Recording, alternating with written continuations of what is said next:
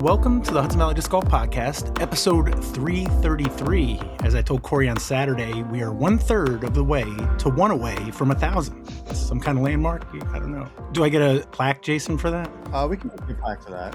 Okay, cool. This week's episode is sponsored by all the Patreon members who played the Jammer this weekend. Brandon Klein, Corey Cook, Jason Lasasso, Brian Bickersmith, Eric Struna, although I have a bone to pick with him, Jeff Wachowski, Marcia Focht, Justin Hickok, Ross O'Toole, Jake Huey, and I don't think he played, but I saw him there. He must have left before my card finished the marathon at his J North, but Kevin T. Cronky. As usual, we've got a lot to cover, the DisCap Flex, the Bro, and the Jammer. We also did picks for the Jammer, had a Skip Ace event, and of course, last week's local leagues. Here to talk about all of that is Alex, Joe, Jason, Corey, Jaimen, Evan, and Randy. No Tim tonight, he's recovering from a wedding. Since we have so much to talk about, it only makes sense that we start with an Alex Football Minute. Alex, what do you got? People who have been paying attention to sports in general may have noticed we're playing the World Cup right now. The U.S. men's team has historically not been particularly good. The women's team is great. They always do really well. The men have started off in a much better position than usual. We've had a little bit of a soft pool. The way the seeding works for the initial pool play for the World Cup put us in a pretty good position as a host team. But we won our first two games, so we're guaranteed to get to the knockout stage. So we'll be one of the top 32 teams. We also have a chance of playing against England on the 4th of July, which would be incredible, but that one's pretty unlikely. What do you think about the expanded number of teams, yay or nay? I'm generally in favor of, seeing more teams, seeing more people play. It's been super enjoyable watching all the games this World Cup. So I like seeing more people, but it does make the numbers kind of weird for pool play. I watched the second half of the U.S.-Australia game. The first half, I wasn't really paying attention to most of it. Felt like I was playing Where's Waldo and winning. I was doing very well at Where's Waldo. Those uniforms are hideous. Thoughts? Not a huge fan of those uniforms. I actually haven't looked up our alternates, but if I had to guess, I'd hope they're better than these. But if they're playing well in them, then they can wear whatever they want. What's your prediction for U.S.? Oof. I think realistically, top 16 with a good draw, but much more likely is like top 32 or something like that. It'd be nice to get farther than that. If we get a really good draw, we could get to top 8, top 4. I don't think we're going to get to top 4, even with like the best draw we could get, but anything can happen in soccer. You got teams like Cape Verde drawing against, powerhouse teams. They drew against Spain just a couple days ago, which is one of the favorites to win the whole thing. So anything can happen. We would say that they tied, right? But you say they drew. Yeah, the soccer terminology is weird because like a draw is like a tie, but a tie, if you hear like British people say it, it refers to a completely different thing. Okay. It's like a 2-leg tie is, one home game and one away game that would be played in the Champions League. So it's definitely different. Would you say it was 0-0 on the pitch? That is something that you could say theoretically about several games. Okay. All right. World Cup for the U.S. or who's your favorite team? AC Milan? Arsenal's my team. Arsenal. So, yeah. Or Arsenal wins the Grey Cup or whatever they call it for the best thing to win. So they just won the Premier League, which is like the Stanley Cup, like the Super Bowl, that sort of thing. Then there's also the Champions League, which is, all the top teams from all over the world play in a different league. And that's sort of like the top of the top for club soccer. I feel like I'd still prefer the U.S. winning the World Cup over that, but it's far more likely to see Arsenal win a Champions League than the U.S. winning a World Cup. All right, Jaimen, U.S. wins the World Cup or the Yankees win the World Series this year? I'll take World Cup just because it's more of a story. All right. Corey, U.S. wins the World Cup or the Jets win the Super Bowl this year? What I think is going to happen? No, what would you take? If you could only pick one of them will guarantee to happen, which one would you take? Take the Jets just so then I could finally move on. Okay, that's fair. You can only call yourself a Jets fan for so long. At some point, it becomes a different word. Stufferer, maybe? I don't know. All right. And Randy, U.S. wins the World Cup or the Bruins win the Stanley Cup? I'm just selfishly picking the Bruins. I mean, soccer's cool, but whatever. I hope Cape Verde wins the whole thing. All right. I don't know everybody else's sports team, so I can't really. But all right, we've gone pretty long. We should have a hydration break now. Nice, All right, nice. see you in 10 minutes. This is where Corey cracks open a beer. Ad break. I got a half one going. Nah, it's Yeah, all good. It's all Same. good. I was like, I'm not going to crack my next beer. I just started the first one. So we got the DisCap presents the J-Park Jammer XVIII, driven by Innova in Coeymans, New York. Jeff Wachowski, tournament director. 78 players, which leading up to it, like a week before, does anybody know? I know it looked like it jumped up in the last minute.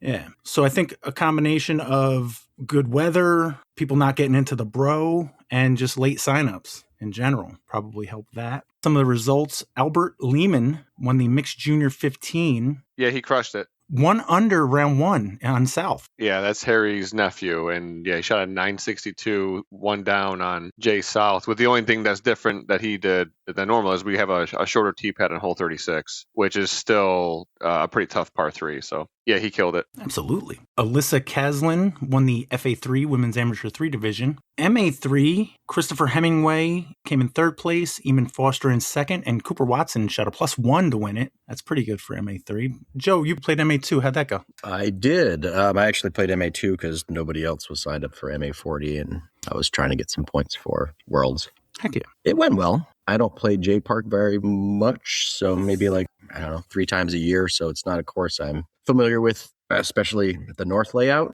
I don't feel like I played bad. There's a couple holes I'd like to get back, but I don't really have any crazy highlights. I was on a card with Eric Struna, Joey Harrington, and Nolan Savage, who is from Tupper Lake, but is playing out of Rochester University. Where's Tupper Lake? Is that out west? Tupper Lake's up north, Lake Placid area.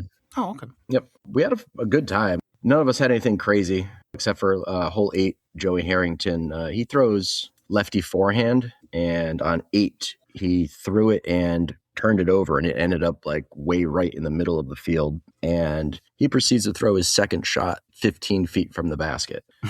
So he just ripped one through all the trees, landed it up on top of the rocks, and impressed me pretty well. I was not expecting him to be in that position from his first throw. So kudos to Joey Harrington on ripping that second shot. And then really hole 32 on our way back through, 3 of us had some really nice drives. Nolan Savage was probably 40-ish, 45 feet away from the basket. I was about 30 and Eric Struna was about 25, and all 3 of us made our putts all in a row for birdies, which was a lot of fun. It was a good highlight for us because we were kind of struggling hitting trees all day. So to do that, it felt good for a short period. But I finished the first round +6. I think Savage had the better round of the 4 of us. He was, I think, +3. Yeah, I don't really have anything else going on with round 1. I would have liked to have played a lot better on the shorter layout, but it's what it is. Corey, did you see Ivan Marmota? Had you met him before? Was he there? Yeah, him and Peter Newland came from the Port Jervis area. I might have seen him before somewhere, but I don't know if I would recognize his face,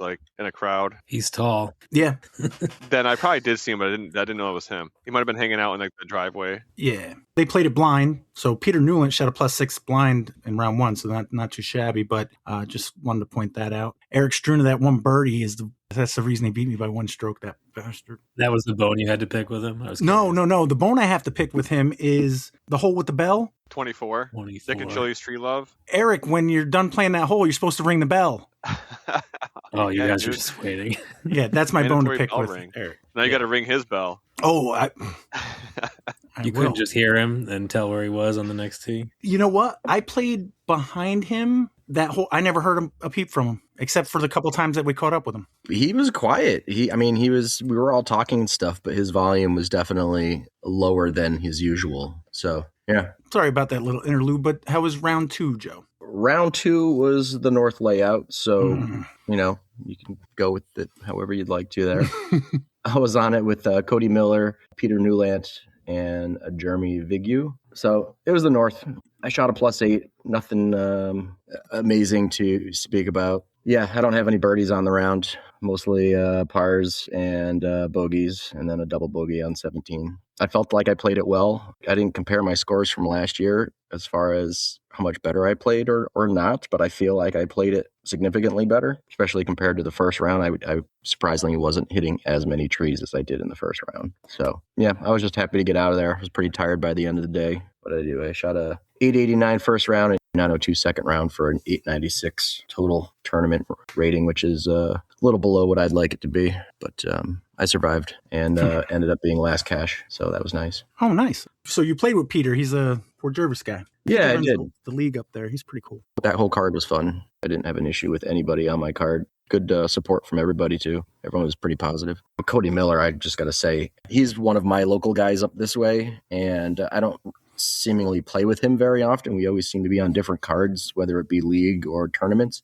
And man, that kid can rip a forehand. I watched him throw some pretty amazing shots, piped it right down the middle, put himself in a good spot. And yeah, he played real well. Showed me how to play the course. He ended up tied for 5th with Anthony Sampo. Isaac Stouffer came in 4th. Tied for 2nd, Nolan Savage and Ross O'Toole. But your winner, Leighton Scott, who I believe is somebody's dark horse pick. Maybe. I think you're right. Yeah, with a 944 event. So he off an 873 rating. So yeah, somebody's going to be pretty happy, I think. Yeah, 71 points up. Heck yeah. MA 60, Lewis Davis by 2 strokes over Jose de Andarza. MA 50, I played with Jamie Borge, Jake Huey, and Corey Dotson, who I think, Corey, is that your dark horse? That was my dark horse, yep.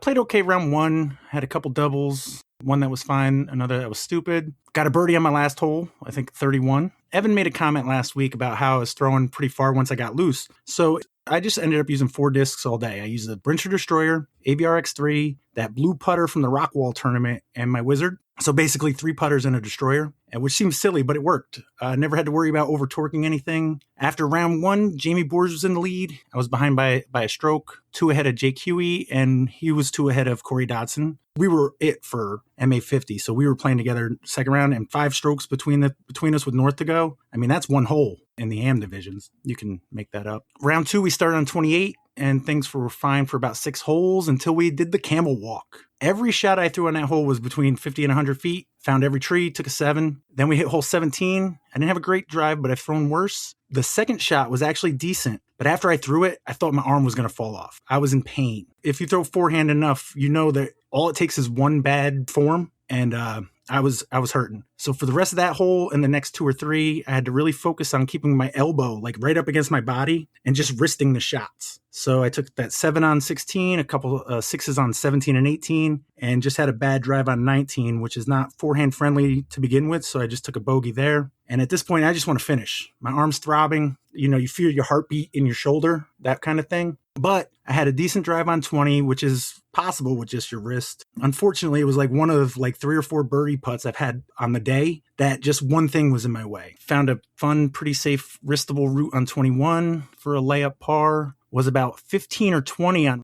Randy's ace hole 22, but I had just this tiny tree in the way. I overshot the basket on the forehand, and like, I don't know, 10, 15 feet away, there's just this little sapling. I don't know what. Yeah. And I couldn't straddle it. I just clanked it. And at this point, actually well before this point, winning MA 50 was out of the question. Jamie Boers shot a +3 on North. I was +3 6 holes in. He was just chilling.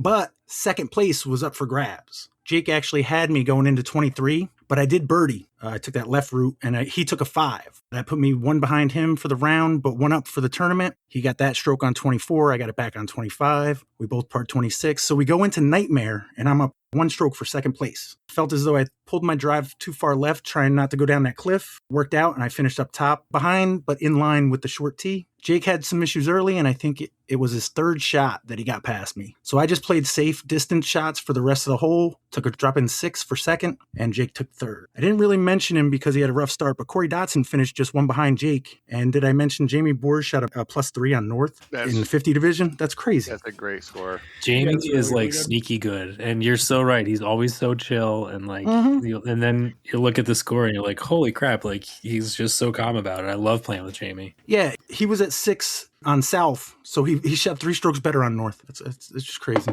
But yeah, it was fun. Jake Huey's a troublemaker, but what are you gonna do? I love the 4-disc strategy too. Takes all the guesswork out. Like, you know what you're going to throw at any given spot, right? Well, it was just like, if it's a shorter hole, stand still. If it's a longer hole, maybe a little run up. I just took that the culverin. I found myself just turning it over a little too much. So that's probably why I hurt my arm, though, because with that destroyer, you can't like kind of half it. You have to, every shot's got to be, whatever. You gotta want it.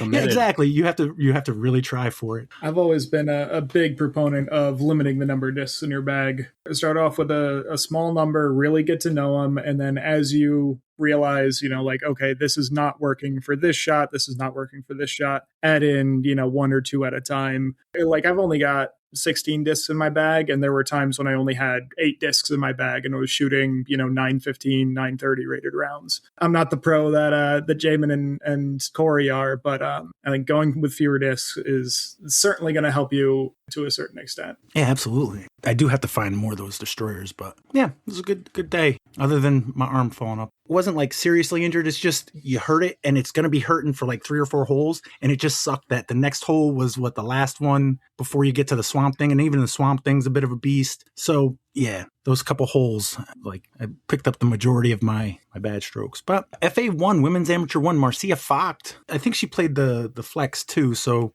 I can't even tell you how many wins she's got. We'll have to wait till the dust settles and the PGGA pages update. So MA1 division. Alex, how about your round? My round went well for the most part. There was a couple of bad things, but we started on 24, and I was able to get a par on that, which is a great way to start things. Not taking any unnecessary strokes on that. And then I took a 5 on 25, which is a hole that I'd like to have a chance at birdie at, but that's how it goes. So this was a good time to start practicing Randy golf.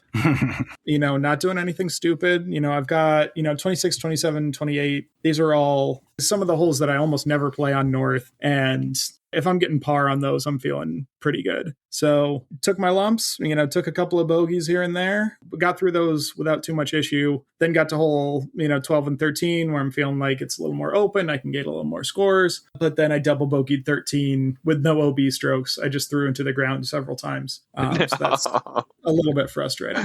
But was able to bounce right back with a birdie on 14. Just kind of limped along for the rest of the way. Limp might be the wrong term, but, felt pretty good about things, but wasn't doing anything spectacular and wasn't doing anything stupid. Unfortunately, I bogeyed my last hole in 23 to bump myself off of lead card, but still feeling pretty dang good with a, 940-ish rated rounds on one of the harder courses in the area. Heck yeah. Did anybody here get lunch? Yes. Like you ordered it through the place? Before we get to Alex's second round, I meant to ask it earlier, but like it was a last minute thing. What was the name of the place? Does anybody remember? It's Pizza Near Me, but I think they were... I don't know if it went through a name change when it went through owners the last time, or if they kept Village Pizzeria. But anyways, it's in downtown Ravenna next to like the Ford dealership and the Bottle Redemption Center. There's a pizza place, and who owns it now and who was serving us up lunch are the original owners from years ago. They basically bought the business back. So they have been at previous Jammers, and this is their first one back in, I think someone said like 7 years. Was it good? It was, yeah. I got 2 slices of pizza. It was good. I got a sub. It was pretty dang good. Was it good pricing and all that? It's modern pricing. I was going to say, you're getting it delivered too, so... Yeah. I'm sure that's baked into the cost. I mean, I got 2 big ass slices of pizza, of buffalo chicken pizza for $7 or whatever. I just feel like yeah. I spent $17 on a full size sub, so a little bit more value than the Meadowbrook stuff. Yeah. If you remember, Corey. Also, round 1, before we move on, there was some rumors going around during our round 1 when we crossed the road from 29 to hole 12. Kenji had kind of like wandered through the course and found us, and he informed us that Austin Swartout had skip-aced hole 12. Yep. Fat Annie. Mm-hmm. OG hole 8, which is just crazy to ace that hole, period. Typically, it's like a 360-foot power, probably 370 turnover backhand, or just blitzed forehand low. And apparently I think he said he like hit just short of the basket and it skipped right in. Which I think personally, I think Austin should get 2 shares to Randy's 1 share. Take half of my $20. What? That's all it was? No, it was more than that. But on that note, I have won more money winning the ace pot throw off at the end of a jammer than I did for that ace because there was so few people registered for the event. So like it ended up being $67, which is great. But yeah, just because of the low turnout and splitting it with Austin, it was relatively low. Just to clarify, 29's across the road you come across, so you're straight ahead, you got that big old bush and it's to the right. Exactly. And why is it called Fat Annie? Because it's a big Annie shot, or I'm guessing you gotta throw a Fat Annie on that one to get there. Okay, no, that's impressive. When you said hole 8 originally, I always think of the big rock, more of a hyzer shot. 8. Well, newer hole 8. Wait, no, that's old hole 4. Sorry. No old numbers, guys. Come on. I'm trying to appease the older listeners as if we actually even have any of those anymore. No, like other than Greg Kurtz, how many of them know how to download a podcast? Come on. Greg knows the numbers, though. Oh, yeah. Greg has smartened up. He knows the numbers. Does Greg know the name of hole 26? Probably not. I also don't, so.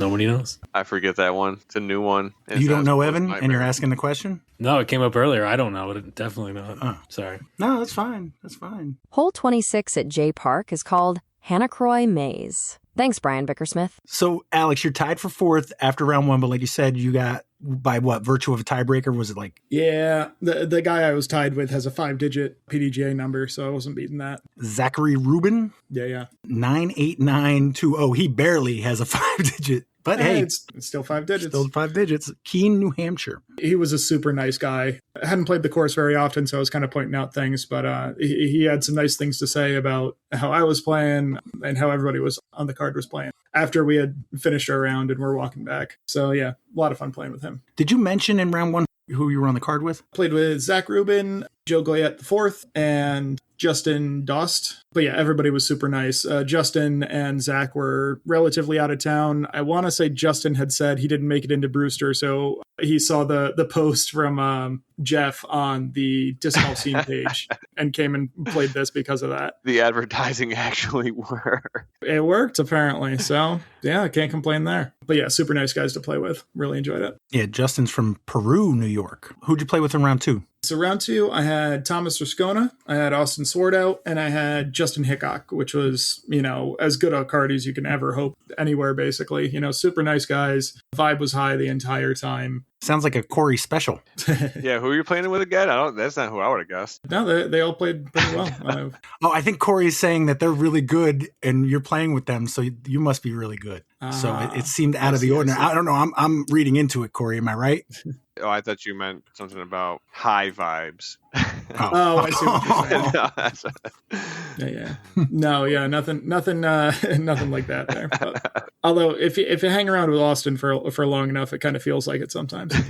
That's brain rot. Yeah, but we started on hole 11, which I'm feeling good. This is a nice smooth hole. Even if I take a par, I'm still feeling pretty good. So of course I bogey it. Put myself way off to the right to start. Got caught up with some leaves on the upshot. I missed a putt I probably should have made. So I'm still feeling all right. Feeling like I shouldn't have bogeyed that, but I was sort of due for missing a short putt. So then we got hole 30, which is another potential birdie, and I double bogey it. I hit the tree to the right to start, turned over my upshot to a bush that made it completely impossible to get close to the basket, and took a 5. Not the ideal start, but we're working with it. Was able to recover with a birdie on 31, got another one on 34, which was a bank shot birdie. I had a pretty good first shot. Second shot was off to the right, was trying to pitch up, legitimately trying to pitch up through the trees, hit off a tree and it went in. So can't complain about that. But then kind of slowed down after that. And it just took a couple of bogeys, a couple of birdies to offset each other for the end. Finished out at +2 for the rounds, which is not bad at all. Another 940-ish rated round.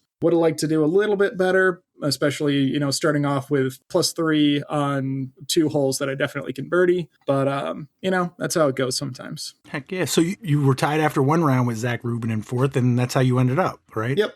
Yep. Although we were on different cards, so I wasn't keeping track of it, but we shot very similar rounds. His was a little less up and down, but same result. Yeah, it looks like Joseph Goyette the 4th came in 3rd, Josh Lee in 2nd at +1, and Cody Canine is your winner. He shot even par. par. Yeah, Cody shot 2 even rounds, which is super great for North and South. So yeah, congrats to him. A really good set of rounds. Same with Josh Lee. He was right there the whole time. MP60, Greg Kurtz beat Danny Parton by 3 strokes. EJ Billadou won the MP40 division, beat Kevin Rounds. Kat Bemis, FPO winner. Mm-hmm. Over in Mixed Pro Open, we had 15 pros. Randy and Jason, you played on the same card both rounds? Mm-hmm. That's right. Just lucky, I guess. Yep. We can kind of alternate between you two. You guys also played in round 1 with Azariah Cartret and Jason Not Miraz Murak. But how'd it go? It was good. We were the creature card. We started on hole 14.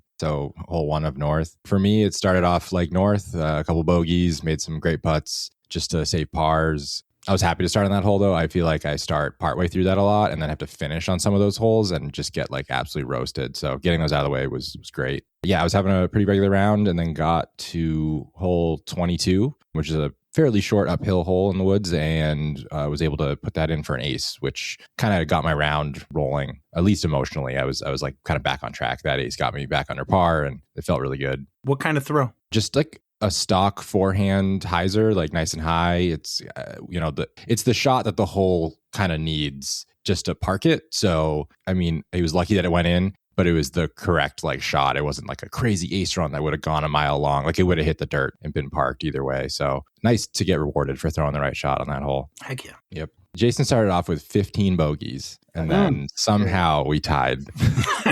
I've been struggling my backhand, and I think I was +5 through the first 8. Fortunately, I had a good scramble game going and some good putting, and my forehand has been pretty good. Not very far, but accurate. So I just kind of went into damage control mode and started just using other tools besides my backhand and kind of saved some bogeys. Had some miraculous scrambles. There's a couple spots. I've played J-Park for 12 years, and I landed in a couple spots that I haven't even come close to landing to before.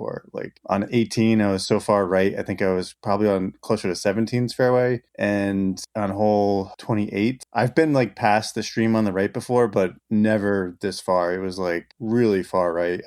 Somehow I got there without hitting a single tree. It was crazy. But that's the mystery kill? Yeah, mystery kill hole. I took a photo of it because it was just so unbelievable. And my forehand game was really good. So I did this flex shot through a tiny window and saved par. It was insane to watch.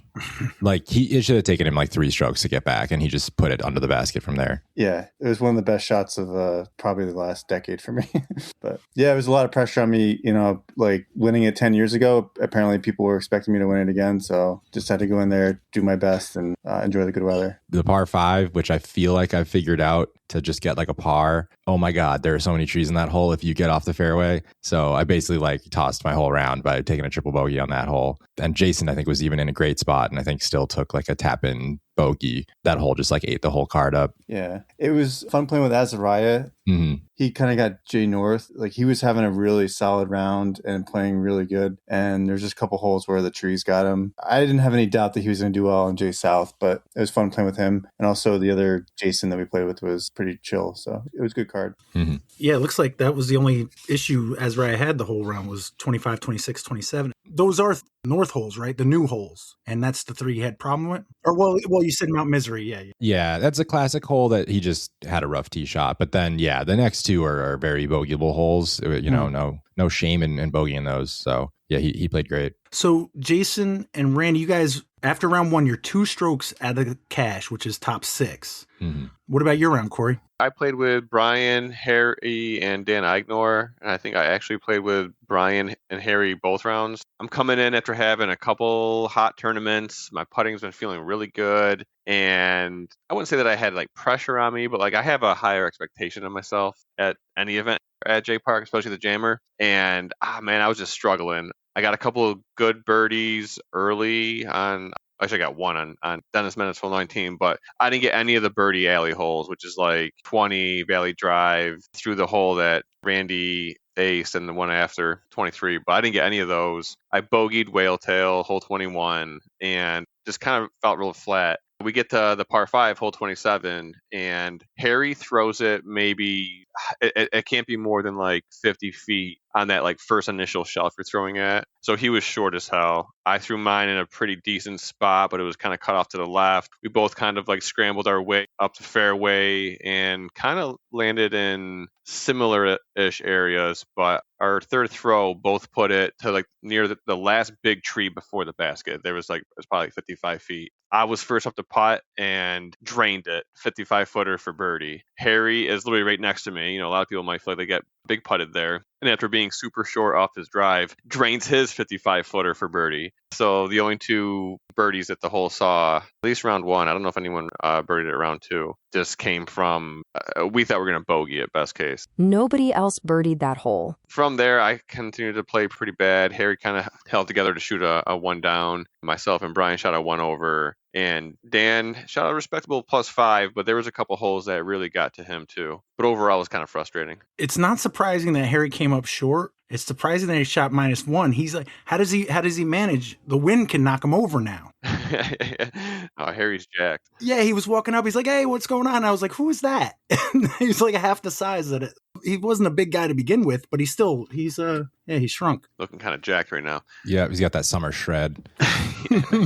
All right, so you said +1, which puts you right at the cash line, right? Tied with Bickersmith and Jason Murak. 5 strokes off the lead. And I would feel more comfortable potentially gaining 5 strokes on north and south, but it was also a pretty windy day. So going out to south and some pretty strong gusts, anything could happen. All right. So Randy and Jason, you guys picked up Dan Eigner and Jarek Oberholzer. How'd round 2 go? Jason, you start. All right.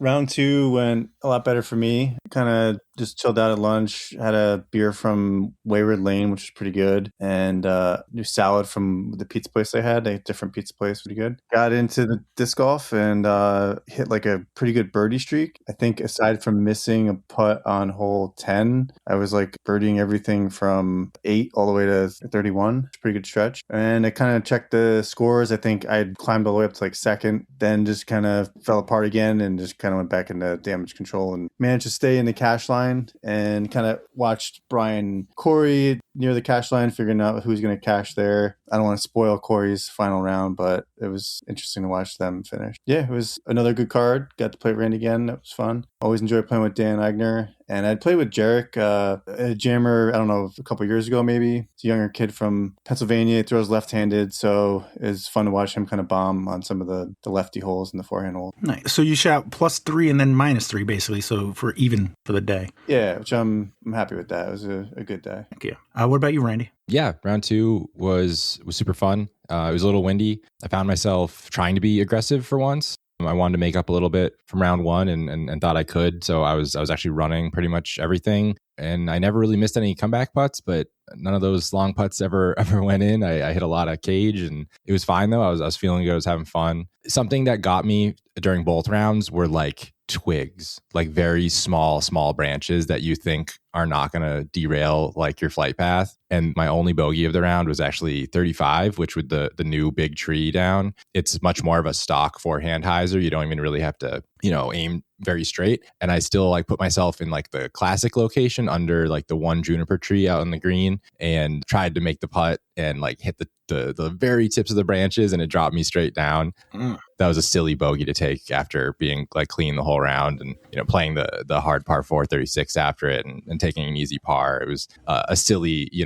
I would think that's the one that would get me. But either way, I finished around feeling good. It was only 1 under par, which I think is still better than last year. I had a rough go at it last year. So walked away happy. Didn't cash, but happy to play my game and have fun at J-Park. Heck yeah. Tied for 9th with Joe Jaskolka at +2. And what about your round, Corey? Yeah, like I said, played with Harry and Brian again. We picked up Jason Murak for our card. We started on hole 3, and same thing. I play these holes all the time, so I kind of already know how I want to play them. I smashed my drive basically to like the second fairway of that hole. I had to have been maybe like 150 to the pin for my second shot, but I was kind of like just off the fairway onto the left. And I was in a tough spot. I kind of made a dumb decision to try to like not even jump putt it, but try to get some type of putting motion to get myself to the basket because I really had no other option. And thought I threw a great shot and I get up there and it's like 50 short. missed that putt. And basically the theme of the entire round was from right there, where like squander is the word. I was just squandering everything. Any hole that I had a great drive, I squandered it by missing a short putt. I think I missed a couple inside 20 footers, or I would have a really garbage drive and have a lazy approach and turn it into a dumb bogey. So I had like a even round 2, which puts me 1 over on the tournament. And I feel like I've been doing that too often. Me and Brian have been kind of talking about it. Oh, wait, I have to go back to reference what Jason was talking about. So we were finishing on hole 2, and me and Brian both kind of threw a pretty good drive. He was a bit shorter than mine. I think at this point we were tied, and for some reason I thought only like top 5 was getting paid. It was top 6. I just figured that we were going to walk up there, and I think I had a 20-footer, not so much a tap in, but an easy putt to walk off and not lose to Brian, which I would end up hearing a lot of. And Jason's hanging out there. I think Randy was there too. Oh yeah, it was. I just completely, I don't know if I quite airballed it, but I definitely hit like super weak right side chain. And right after Jason told me that, oh yeah, if you need to, you make this and you cash, which did not affect the putt at all. It was short enough. But after I missed it, Jason was like, I'm sorry I said something. Corey, you kicked your mini or tried to kick your mini, and it was hilarious to watch. I even squandered that. You didn't even kick your mini very well. I started cracking up at the cartoonish kick you gave it, and Harry still had to make his like 20-footer. So I'm now like covering my mouth and like hiding because I felt bad. It was definitely a cartoony kick. I wasn't like actually pissed. I was just trying to boot my mini and absolutely turfed it and just kicked up dirt everywhere instead. So yeah, I missed 18-foot putt, lose out of cash, lose to Brian, make a fool of myself in front of a few people, which isn't that part's not anything new, or losing to Brian, or not making cash. But I guess I'm used to all of it. What's worse, not making cash at J-Park or losing to Brian? I'm going to say losing to Brian by 1 stroke, and he cashes and I don't. So it's really the combination of it is as bad as it can get. That's fair. I'm sorry for bringing you in there a little bit, but yeah, it's just kind of frustrating. Like, I feel like I've been playing pretty good in out of town tournaments, and then the one place where I expect myself to do pretty good, I just blow it. But there's always next year. If I was the type to pile on, which I am not, I would mention that. I mean, you cash at an A tier, man. Couldn't cash on the course that's like a mile from your house or whatever. Yeah, no, I think I peaked.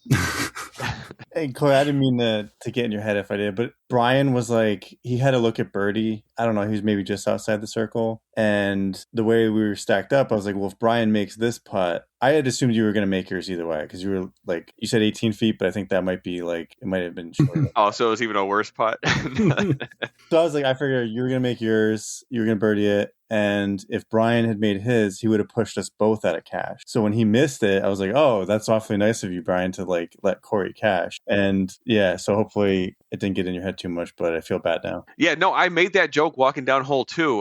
Yeah, I thought I was only going to pay out 5. So I thought like someone had a bogey and then like me birdie and Brian par. And then I just had my numbers mixed up. But no, you definitely did not get my head at all. But it was funny. Let me ask you guys, if Brian had made that putt, that would have put him at -1, tied with Joey de Andarza. Would that have kicked Jason out of cash? Or would Jason have still gotten it? Because at that point, he would have been, 7th, right? He would have missed, yeah. Oh, okay. Yeah. All right. Interesting. That was why I had interest in watching them finish. So, yeah. Absolutely. Corey was my pick to like win it. He's been playing solid. And I'm like, yeah, J-Park, Corey's got all the karma. Your pick to win it. He was Jaimen's pick to win it. He was his 1-1 pick and dark horse. So I let a lot of people down that day. That's for sure. Myself included. Did you have fun, Corey? Yeah. I mean, I tried. Then you didn't let me down. Oh, nice. The Tour Series Bullfrogs will still be coming out, don't worry. I should be able to sell those. Azariah putts with them. So Joey de Andarza came in 5th place at -1. Harry Lehman and Jason Sabula tied for 3rd at -2. And Azariah Cartret tied with Brandon Lockhart for 1st place at -4. I assume there was some sort of playoff? Yeah, but even to get to the playoff, I think Brandon had just took a double bogey on hole 35, which I think actually put Azariah up 1 stroke going into hole 36. And unfortunately for Azariah, he bogeys 36, Brandon pars 36, and now they go to a playoff. I'm pretty sure Brandon threw first, and he actually outdrove the basket. There's like a little tuft there's like one little sapling a little bush and like some tall grass, and he threw it into that. Azariah had thrown a pretty good looking forehand down the left side, and it kind of just it stayed a little high, a little too late, and got caught up in the late branches on the left side, and probably put him to like 100 feet. At that point, he decided to kind of give it a soft bid, and ends up maybe like 25 long, and they get up there and see where Brandon's shot is. He's taking some time. I think he's like behind this, or at least to the side of this bush and some tall grass. And he's probably, like I said, probably a 40-footer, and just drains it for the win. Nice. I assume that was hole one? That was hole one. Yep. Okay. Did say that was his first MPO win. Pretty good win. Heck yeah. Yeah, him and the other guy, that Jason guy, I think also played it blind. Thanks everyone for coming out. Course playing really great. We got blessed with good weather, and it was good to see kind of a late push in registration numbers. I know there was kind of a lot of cash thrown around the divisions in the pro field. I forget what the number was, but I think it was like 900-ish added cash, plus or minus $30. So after the Jammer, I can quick plug just next event. There will be a DisCap Presents the Innova replay event at J-Park on August 15th. It's on Disc Golf Scene if you just search for Innova replay, but it's kind of it's an XC tier. It won't be rated, but it's kind of like a fun use of mulligans and stuff to kind of have a different type of round, unrated. So go check that out if you want to play another event at J-Park this summer. Absolutely. He posted earlier today, and we'll hear from Robo Jeff now. Everything on game day went smooth as silk. Afterwards, not so much. But I pushed through with some help, and now everyone is paid, and AM winners should be seeing their winnings arrive soon. Thanks to Kenji for Players Pack work in the morning, Ring of Fire at lunch, and chillin' with Carolyn and I all day. Special thanks to Louie and Levi for Pavilion Security. Thanks to Mike Schwartz for staples and a ride out to 13, plus other various TD stuff. Thanks to Alex Potts for bag tag work. Thanks to Jeremy, his fiancé, and the crew at Pizza Near Me for the last-minute hookup at lunch. Extra special thanks to Carolyn for cookies, check-in, photos, reminding me to breathe and putting up with all my crazy disc-chucking friends.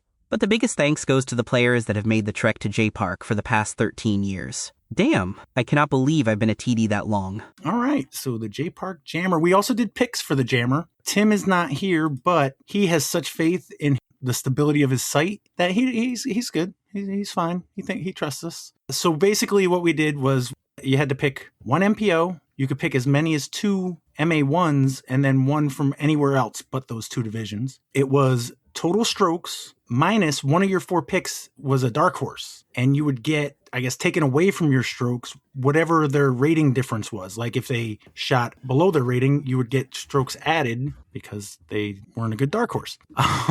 Jaimen won our first week when we did the Mind Kill event. This was the first time people were able to vote too. The drawback is you got to sign in. You have to create probably your 500th username and password for some device. But the fun part is if you do it now, then you'll be set up when we do picks for Team Challenge later in the year. It looks like Randy came in 8th place. He picked himself, Thomas Rascona, John Steffen as his dark horse, and Lucas Kotletsky. Points-wise, you did okay, 523. But your dark horse, Randy, that's what got you. Yeah, I picked him because he's got high ceilings. Just wasn't that day. You had 2 votes, Adam Nelly and Randy Bobandy. Do we know who Adam Nelly is? It's Adam Nelson, I assume. Oh, okay. Sounds right. Yeah, because Adam Nelson, Nelly. Oh, all right. This is also a work in progress because I'm not 100%. I kind of forget how I do this normally, and this is just a different screen, so I'm kind of winging it. 7th place, we got Not So Last Cash Corey Guns. He had Harry Lehman, Justin Hickok, Denny Daly, and Corey Dotson as his dark horse. I guess I had a pretty fitting team name, but also freaking Tim's also scammed me and assigned Corey Dotson a rating after the fact. He gave him an 856. Yeah, where did that number come from, Tim? It totally screwed me. That's like changing the registration after I already signed up. And we all know how we hate that. I'm sure he did whatever he does for Team Challenge when he scouts strangers. Yeah, I need to see the notes on that one. Proprietary. Yeah, probably. He gave him an 856 rating, and he shot 847 for the event. So you actually gained points as well. So you went from 542 to 551. You also had 2 voters, Jason and Schwartz. So you didn't even vote for yourself. How are you supposed to win if you don't vote? I had to vote for Jaimen. That's fair. Well, 6th place, we got Team 6-7 Jaimen. He had Corey Cook as a dark horse, Austin Swartout, Charles Gordon Jr. III, and Jake Huey. So he had 526 points. He lost 12 points because you were 12 points below the rating, so he ended up at 538. Also had 2 voters, obviously Corey Guns and Dubs Cheat Code. So that's Peter Hodge, right? Should be. It's awesome to get anybody who's not like who actually did the draft to vote. So that's cool. And Schwartz already and Adam Nelson. So that's 3. I didn't vote. So I didn't think about it. I should have, just because it's early days with this and to get the numbers up. But what do you think cost you the win, Jaimen? User error. I still think your logic was not flawed. It makes sense. Corey is valid to win. And in order to win, he's got to shoot over his rating. He would have had to shoot better than 970 to win. So, I mean, you look at anyone else's dark horse, other than Alex, like, and I guess kind of Evan. No one else really picked a good dark horse, like a good one. So I only marginally failed Jaimen, I think. I don't want to call anyone out, but I don't know if we mentioned it, but John Steffen kind of screwed Randy Bobandy as well. Mm-hmm. I mean, that negative 42 was a fat number. Yeah. It certainly is. All right. 5th place, Joe came in 5th. He had himself, Cody Canine, Jason Murak, and Greg Lai as his dark horse. Greg Lai is rated 804. He shot 812 for the event, so he got him 8 points. I told him in the tournament, I said, I have a lot of money on you right now, so I need you to step it up and shoot me in like an 860 or something. And he said he was going to try, but he was happy with being 8 above his rating, so we'll take that. And I also lost my first round draft pick, so that didn't help either. That's true. And you got kind of, I'm not going to say shafted, but in a way you kind of did. What was it, Randy? You had a drop too, right? Oh, no, did I? Somebody had a drop. My first rounder dropped out of MPO, and my MA1 player moved up to MPO. That's what it was. Yeah, had an MA1 move up to MPO, which didn't help. And then I put myself in place of my first round draft pick. So it was not destined to be a great round. Yeah, Randy didn't have somebody drop. What he had was his 4th person who wasn't an MA1 moved up to MA1. So Randy technically broke the rule. Not, you didn't. At the time of draft, it was all good. Yeah, it didn't really change anything. No. Yeah. You had 3 MA1 players, which, again, we had the limit of 2. Now, I was thinking, based on that, since Joe lost his MPO player and then somebody moved up, I thought, hey, give him the same courtesy, give him an MPO player. But it was a fleeting thought. But either way, you got 5th place. Greg Lai got you an extra -8 to your 536, which gives you 528 and 5th place. So not too shabby. Yeah, and Joe voted for Joe. Disc Golf Trash, Tim Goyette had Jason Lasasso, Joseph Goyette IV, Thomas Hutchinson as his dark horse, and I believe Highland Mike Warner. His dark horse is 850 rated, shot at 859, so was able to subtract 9 points from his score of 527 to give him 518 for 4th place. And B. Klein was his 1 vote. Oh, I did want to point out, Tim Goyette, all 4 of his picks shot, I believe the star is better than the rating. Yeah, event rating beat current rating. So Tim had all 4 of his players. The event rating beat the regular rating. Everybody shot up on his card. 3rd place, we got the Head Lemon Evan. Had Jay Gorsage, Josh Lee as his dark horse, Greg Kurtz, and Jamie Borge. Josh Lee is 922, and he shot 958. Got Evan 36 points subtracted from his score. How do you like that, Evan? I knew he could do it. I love Josh. He's my adopted son, and he didn't let me down. So good job, buddy. I know he's listening. And also props to Greg Kurtz and Jamie Borge, who also had great days. I mean, Greg knows that course, and if I knew he's capable of shooting well. And like I said earlier, Jamie's just that guy. He's so chill, but sneaky good. Did you know he shot +3 on North? I heard that about him. I'm sorry I wasn't there to see it and congratulate him in person, but he certainly got it in him. He's good course management, great attitude, which, counts for a lot. Unfortunately, Evan, you're not old enough to have played with us, so, No, but I'm sure I would have heard about it and given him a big hug. You had 513 points, had 36 points subtracted from that for 477, and Tim was your one. You didn't even have faith in yourself. Tim had to have all the faith in you. Like you, I forgot to vote, so...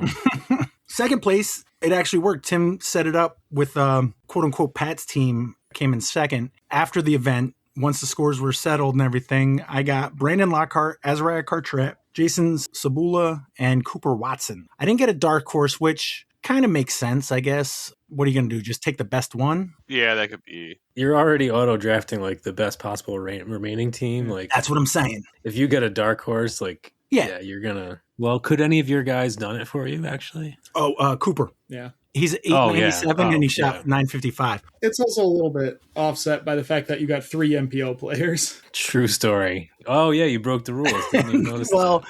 I guess that's something because Tim did ask. He said, "I'm not going to be here." He'll just have to rerun it and then add a picture to the post when you do it. Mm. The Facebook post. But either way, I got 473 points. I just, illegally, but I'll take it. Yeah, so I had first, second, and third in MPO, and then first place in MA3. Good picks, Pat. For 473, no dark horse, but that would have just shattered things. But the winner, exclamation point, number sign, won, if only alphabetically, and won in real life. Alex had Leighton Scott as his dark horse, Brian Bickersmith, Nathan Prentice, and Danny Parton. Leighton Scott, his dark horse, is 873 rated, shot a 944 event, so he was able to take 71 points away. How you liking them picks, Alex? I feel pretty good about things. And Leighton Scott is not an 873 rated player. It's just like the PDGA says he is, but that's just until he plays more PDGA rated rounds because he's really good. And everybody else I felt pretty good about. Nathan Prentice I didn't really know anything about, but he didn't tank things too much, so can't complain. And Leighton Scott had the largest positive rating difference at plus 71. There's a little flame that says that. Yeah. What do you guys think of the little dark horse? I like it. Kind of cool. It's a little bit tough to tell what it is when it's scaled down, but if you know what you're looking for, it's there. Exactly. Once you know what it is, yeah. You ended up at 514 points, but you were able to take 71 away for 443 points. Alex, who's Scott L4? Any idea? I assume that's Leighton Scott, but I don't know for sure. And 2BS? 2B sounds like Brian Bickersmith. Brian Bickersmith, 2BS. Actually, both fit him. It says 2BS. I would do a small S if I was saying 2Bs. But, also, theoretically, come the July update, Leighton might go to like a 930 rated player after this event. Yeah, no, I can't imagine he's played too many PDGA rated rounds at this point. No. So I wouldn't be surprised if he jumps up. I would argue to keep the big S because it fits multiple ways. You got 2Bs or 2BS, and that's Brian, right? He lives to BS. So I think like BS.com was like some website you used to run or something like that. If you try to type it in, it's not going to work. No, I'm not going to. I forget what it actually is. I don't need those kind of viruses. If we take out Pat's team and you take out the dark horse thing, my strategy of picking 4 friends worked really well. If you sort it just by strokes. Yeah, just straight strokes. I think you won that one, right? By 1 stroke over you. 513 to 514, yep. And then if you went by total place finish, obviously I had 7th, but then that was you as well, right, Evan? 19? So, looks like it. I think Corey said something last week about just picking your friends, but hey, it worked. Yeah, I felt like you were just picking your Mount Rushmore or whatever the question is. Yeah. Well, there you go. Hey, it worked out. What's the next event we would do something like this for? What do you think? I mean, there's a C tier at Wilcox this weekend. That's not really... Maybe Warwick? Crazy. Yeah, Warwick probably would be the one to do it for. Okay. Well, we'll keep an eye out. Just a thought for the future. All right. Well, one of the biggest obstacles for the J-Park Jammer, at least for filling, we had the DGVTour number 6 Brewster Ridge Open Driven by Innova DGPT Q-Series, and Jaimen Hume played. This was a 3-day event, Jaimen? Another Friday, Saturday, Sunday? Yep. When did you get there? So I had Thursday off, so I left on Thursday. So I was there Thursday through Sunday. Who all went from the area? Was there a group or did it kind of go solo this one? There was a big group of us. So a bunch of us got an Airbnb together, super close to the course. It was Kyle Hirsch, Tucker Kozlowski, Brandon Medina, Jack Fruchter, Ethan Hatters, Adam Nelson, and myself. It's super close. If anybody knows the course, there's a road right behind hole 7 on Fox Run, and it was straight up there. It was like 4 minutes away from the course, which was nice. And besides the people in the Airbnb, Bobby Hallum was there also. We all got there on Thursday, but it was like super rainy all day, kind of on and off. So I got there late. I jumped on a practice round with Justin Muccelli and Megan Mercer. Besides that, it was just kind of rainy. So not a whole lot of practicing going on. I think everybody got a round in somewhere, but not what everybody was expecting. You kind of want to get 2 rounds in on that day because that's usually the only time you can actually get to the course. So this is in Jeffersonville, Vermont. Chris Young, tournament director, Will Cleland, assistant tournament director. How far of a drive are we talking about? Actually, because it's up north, this is closer for me than everybody else. It's about 3 hours for me, and it's about 4 hours for everybody else. 353 players, though. There's obviously an A tier. How'd it go?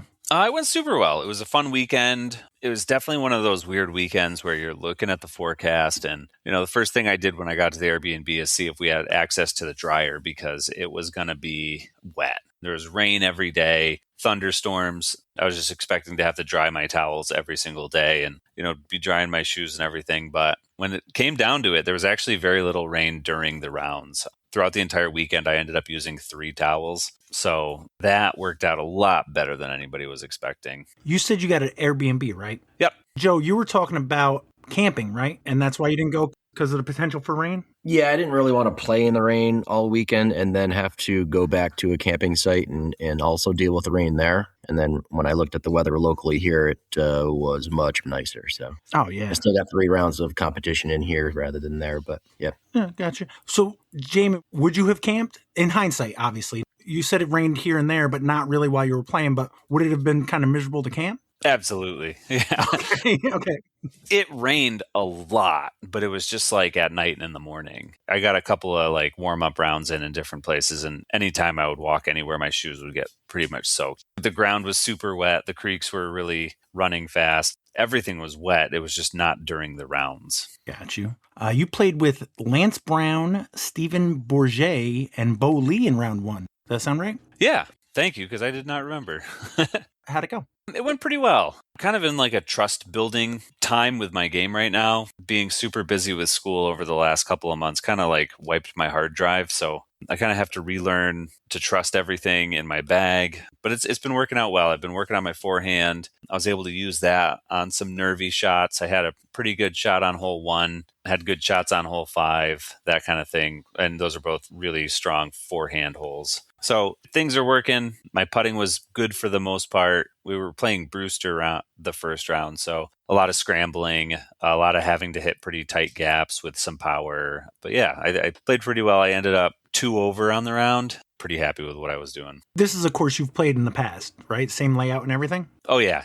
The only changes this year is hole 16. They moved the basket like 15 feet back, which didn't really change much in my mind. And then they moved 17's tee 200 feet back, and that did change an awful lot in my mind about that hole. Gotcha. Would +2 have been like, that's kind of in the where I thought I'd be? Or 2 over is okay. I feel like I can do a lot better out there, but there's a lot of danger. You're in the woods the entire time. So if you're off on some of your shots, numbers can add up really fast out there. I get you. It looks like some Randy golf was played at some points, no? Oh, yeah. A lot of safe golf, a lot of taking the scores that you can get and kind of moving on. Part hole 8, which is crazy big par 5. Playing good. I was happy to get hole 17. Happy to par that. The change took it from probably one of the easiest birdies on the course to the hardest. Lance Brown is a former touring pro, and he's like only forehand. So watching him throw some forehands was really incredible. Hole 6 is like just dead to right's a backhand hole. And he threw this crazy hyzer flip to turn over to landing flat forehand on this hole that like I can't even explain if you've not seen the hole. It was just like one of the coolest shots I've seen in a long time. It was the amount of touch that he needed to execute it, and he just did it perfectly, was like really, really wild. It looks like he had a -1. Yep. Very quiet round, hit a few putts, big putts for par, but just kind of got the job done. Okay. Anything go on Friday night? Any bowling or? No bowling. This course is really in the middle of nowhere, so it's like half an hour to get to anything, and it's raining the entire time, so we're not going anywhere or doing too much. But there was a pool table at the Airbnb that we're definitely playing a lot of pool at. And then this Airbnb had a conversation pit in it, one of those little like recessed things from the 70s. So we were playing a lot of board games in that and stuff, but that was about it. A lot of hanging out inside at night. So Corey's the one that negatively influenced you. Okay, note to self, I'm just checking. Corey would have loved it. I didn't mention this. There's 96 players in the MPO division. You're tied for 36 at this point after round 1. Yep. So not too shabby. I can't do math quick in my head, but that sounds like it's within the 40% or whatever. So far, so good. Right on the edge of cash, probably. Saturday, you play the same layout. Brewster Gold again? Yeah, in the past, it's pros have played Fox, Brewster, Fox, but Oh, I thought you guys did Brewster, Fox, Brewster. Oh, no. That kind of makes more sense, maybe, when I was looking at scores. Yeah. So, all the other divisions who don't get a chance to play Fox 2 times, we're getting a little bit bent out of shape about that. because, Fox is one of the main attractions there. So in order to accommodate everybody, now the tournament's going to switch every year. So this year we played 2 rounds on Brewster and 1 on Fox. Next year we'll play 2 rounds on Fox and 1 on Brewster. Oh, that's cool. Yeah. Fox is the big finishing one. So there was a super tense battle at the end. So, people were able to kind of see that coming down the stretch. Hole 18 on Brewster is kind of not the best finishing hole in the world. For round 2, you played with Amos Carter, Ruben Hagen, and Logan Burrow. Yep. How'd that go? Good. Another really nice card. Logan's from Canada. Ruben he's a super nice mass guy. And then Amos is from Ohio. I'm glad you pointed that out. I meant to ask that in round 1. What's with the flags? Because I see Logan has the Canadian flag there. Is that just because it's an A tier, or is that just something they do for fun? I don't know. I'm looking at the whole scores. I noticed for the Flex, it doesn't have that. I don't think it was on the Jammer one either, but it's got the flag for each. And I mean, it looks like 97%. Yeah. It's like everyone that doesn't already have a PGA profile pick, instead of defaulting to nothing, it defaults to their... Everybody has an American flag except for Logan Burrow, who has a Canadian flag. What did I say before? 96 players? 95 of them have American flags by their names, and Logan Burrow has a Canadian flag. And there's one guy from Iceland. Oh, is there? Oh, yeah, way down at the bottom. Quick. Oh, yeah. It's red, white, and blue. Forgive me, I was scrolling quickly. Yeah. Say that name, Corey. Wait. Oh my God, what the hell? I know. Eriker Bjornjarsson. You forgot Eriker Orn Binjarsson. Oh yeah. Sir. That's the easy part. I believe in Iceland you got to say the middle name. It's the law. But I'm sorry for derailing things. So how'd your round go, Jaimen, with Canadian Logan Burrow? It was fun. Amos was kind of lighting it up. He was also getting a lot of help from the course, but he was hitting putts. He was, playing really good golf the entire time. So sometimes when you're having a good round, the course kind of just helps you out a little bit. It was cool to see. He was a super nice guy. Kind of the same thing. I had one kind of just chumpy hole 14. I had a really bad drive and then did the smart thing to pitch out and then was like, oh, there's kind of a backdrop behind this hole. I can give it a soft bid and just instead of just jump putting from 100 feet and giving myself a 15 footer, I hit a tree with a backhand and missed my 40 footer for bogey and took a double. Kind of besides that, I was playing all right, turned a couple good things into not great things, but hit a big putt on 13 for a birdie, which felt good. That's not a hole I usually get. But yeah, it was another round of learning to trust stuff again and just kind of trying to build back that album of good shots. Heck yeah. So round 1 was 997. This one 998. Same score, but different course. So no, it was the same course. It's just I forgot. Yeah. You did say that it was AAB. I was thinking for some reason, I think Corey confused me. I was thinking ABA. Yeah, I messed you up on that. Hey, I mess myself up easily enough, so no worries on that. Yes, but a different day, so it makes sense that 1 point here and there. I mean, plus you were playing with a Canadian, so weighted the scores a little bit. Yeah, absolutely. Yeah. So Saturday night, you had to have gone bowling, no? No. I forgot. Friday night we did go to the Burger Barn. Okay. Yeah, so that was the one thing we did get out to do. Being there for 4 days, I forgot that we just sat and played pool on Thursday night. Is Burger Barn a chain or just a one-off place? It is not a chain. Okay. Burger Barn is a modified trailer that's up on stilts. So you have to walk up onto a deck, and even then the person taking your order is still 5 feet higher than you. Oh my. You're handing them money over your head. It's just a purely Vermont thing that they've got 24 different types of burgers. They get pretty wild with the different stuff they have, but it's you just got to stop there once when you're out there. I think I asked, but I don't remember if I got an answer before. No one just plugged random.org for a random number to see what burger to get. I know you didn't do that. It's not enough options, but that's what I did last time. There's freaking 40 burgers. Yeah, no, for real. They developed a specials board, which seems a little bit much to me, but they all seem like specials. I know. Yeah. So I got a Greek burger that had roasted red peppers and tzatziki and a big slab of feta on there and all sorts of stuff. But yeah, not the most adventurous appetites in that Airbnb. There were some people who would probably venture out, but a few just cheeseburgers. I'm sorry, you were saying Saturday night? Oh yeah. So Saturday night, Taylor came up. She was doing a hike kind of near Vermont, so she came out and we got dinner. So I don't know what everybody else did, but she was kind of near Ticonderoga on a hike, so she came out. It was like an hour, but it was one nice. of my favorite forts. Yeah, I'm more of a Fort Stanwix kind of guy, but yeah, it's one of my favorite pencils. So you guys just hung out. We don't need too many details there. We'll move on to Sunday. Now, Sunday is when we played on a different course. That was Fox Run, Fox Gold. Yes. Now, sorry, I gotta take a step back. There's a storyline that I'm completely ignoring right now, and that is the advanced field. So most of us were playing pro. Brandon Medina was playing MA2, but Adam Nelson and Bobby Hallum were playing MA1. So I finished up my round on Saturday and kind of looked at the scores, and Adam and Bobby are both on 16. That's a super common backup hole on Fox. So I go up there, just kind of the way I walked up there, I wasn't able to talk to Adam at all as he was kind of playing through, but I went over and caddied for Bobby for the last couple holes. And I think at the time Bobby was 3 under par on Fox Blues, which is an incredible round. I think it's like possibly the hot round in his division by, I wouldn't be surprised if it was 4 strokes. So I followed him for his last 3 holes. He played some really smart golf on 16 and took a bogey on that one,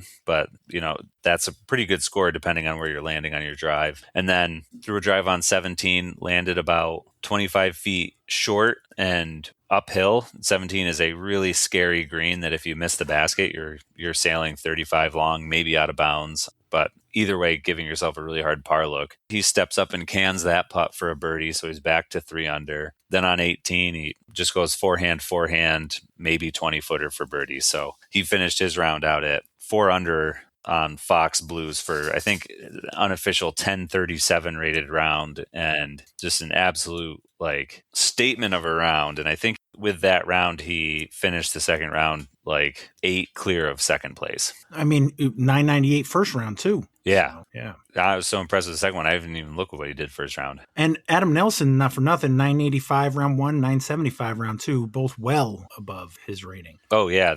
And so Bobby was lead card and Adam Nelson was chase card. So a lot of good DisCap representation in MA1. It's probably, I would imagine for Adam, it's that separation from Randy, Yep. He felt the need to go for it more, He should never left me. Do you want to talk about your round 3 first or their round 3 first? Oh, mine. So since they were doing so well, they played later than I did. Nice. That's where I got confused earlier. So round 3 is the Smuggler's Notch Fox Run. That's the one where you said had a really great finish. Yeah. So Fox Run is all out of bounds everywhere. There's one hole on the entire course that is not completely rung with out of bounds. So, my game plan going in is just, don't shoot out of bounds. Don't take out OB strokes as much as I can. I played pretty well. It's kind of hard to play Brewster Ridge 2 days in a row and then go out to Fox and basically throw completely different discs the entire time. It got to me a couple times. My destroyers were not doing quite what I thought they were going to. They would flip up when I thought they were going to stable out. So I ended up with a few out of bounds strokes, but nothing I couldn't manage too much. Got enough birdies to kind of equal it out and finished the tournament at even par on that round, which felt really nice. This time you played with Jason Dorr, Carson Deeds, and our old friend RJ Cherkis. Yeah, that was a super fun card. So Jason Dorr he's a really old school Maine player. When I started playing, he was just like one of the 1,000 rated guys in New England, one of the 3. Really solid. Got a couple birdies on the course with a Zephyr, which was insane.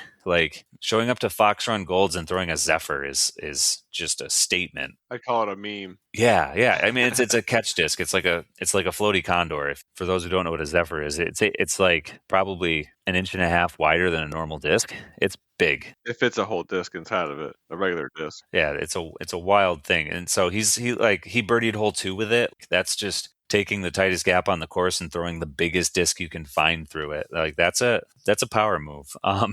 But super fun card. That was my first time playing with RJ. Towards the end, we get up to 16's tee pad. We watch the card in front of us tee off and then throw their second shots, and then we get hit with the rain delay. There's some lightning in the area, so we got to walk off the course, go down to the pro shop, and wait it out. Added about an extra hour to the round, and unfortunately for Jason, he's dealing with some shoulder stuff, and he's like, by the time we get done, my shoulder's going to be so seized up that I'm not going to be able to finish the round. So he had to DNF because of it. But it was a super fun round. I was happy with how I played. I feel like I'm on the right path to kind of getting back into some really, really strong golf. And I'm excited to keep pushing it. How was the wind up there this weekend? Locally here, we had tornado warnings on Thursday, and it was pretty breezy the next few days. Yeah, there was tornado warnings up in Vermont. Actually, it looks like one touchdown in Woodstock, Vermont on Route 4, which is an hour south of where we were, but the weather was pretty wild. The wind on Friday and Saturday was rough. I'm very glad I was not playing Fox.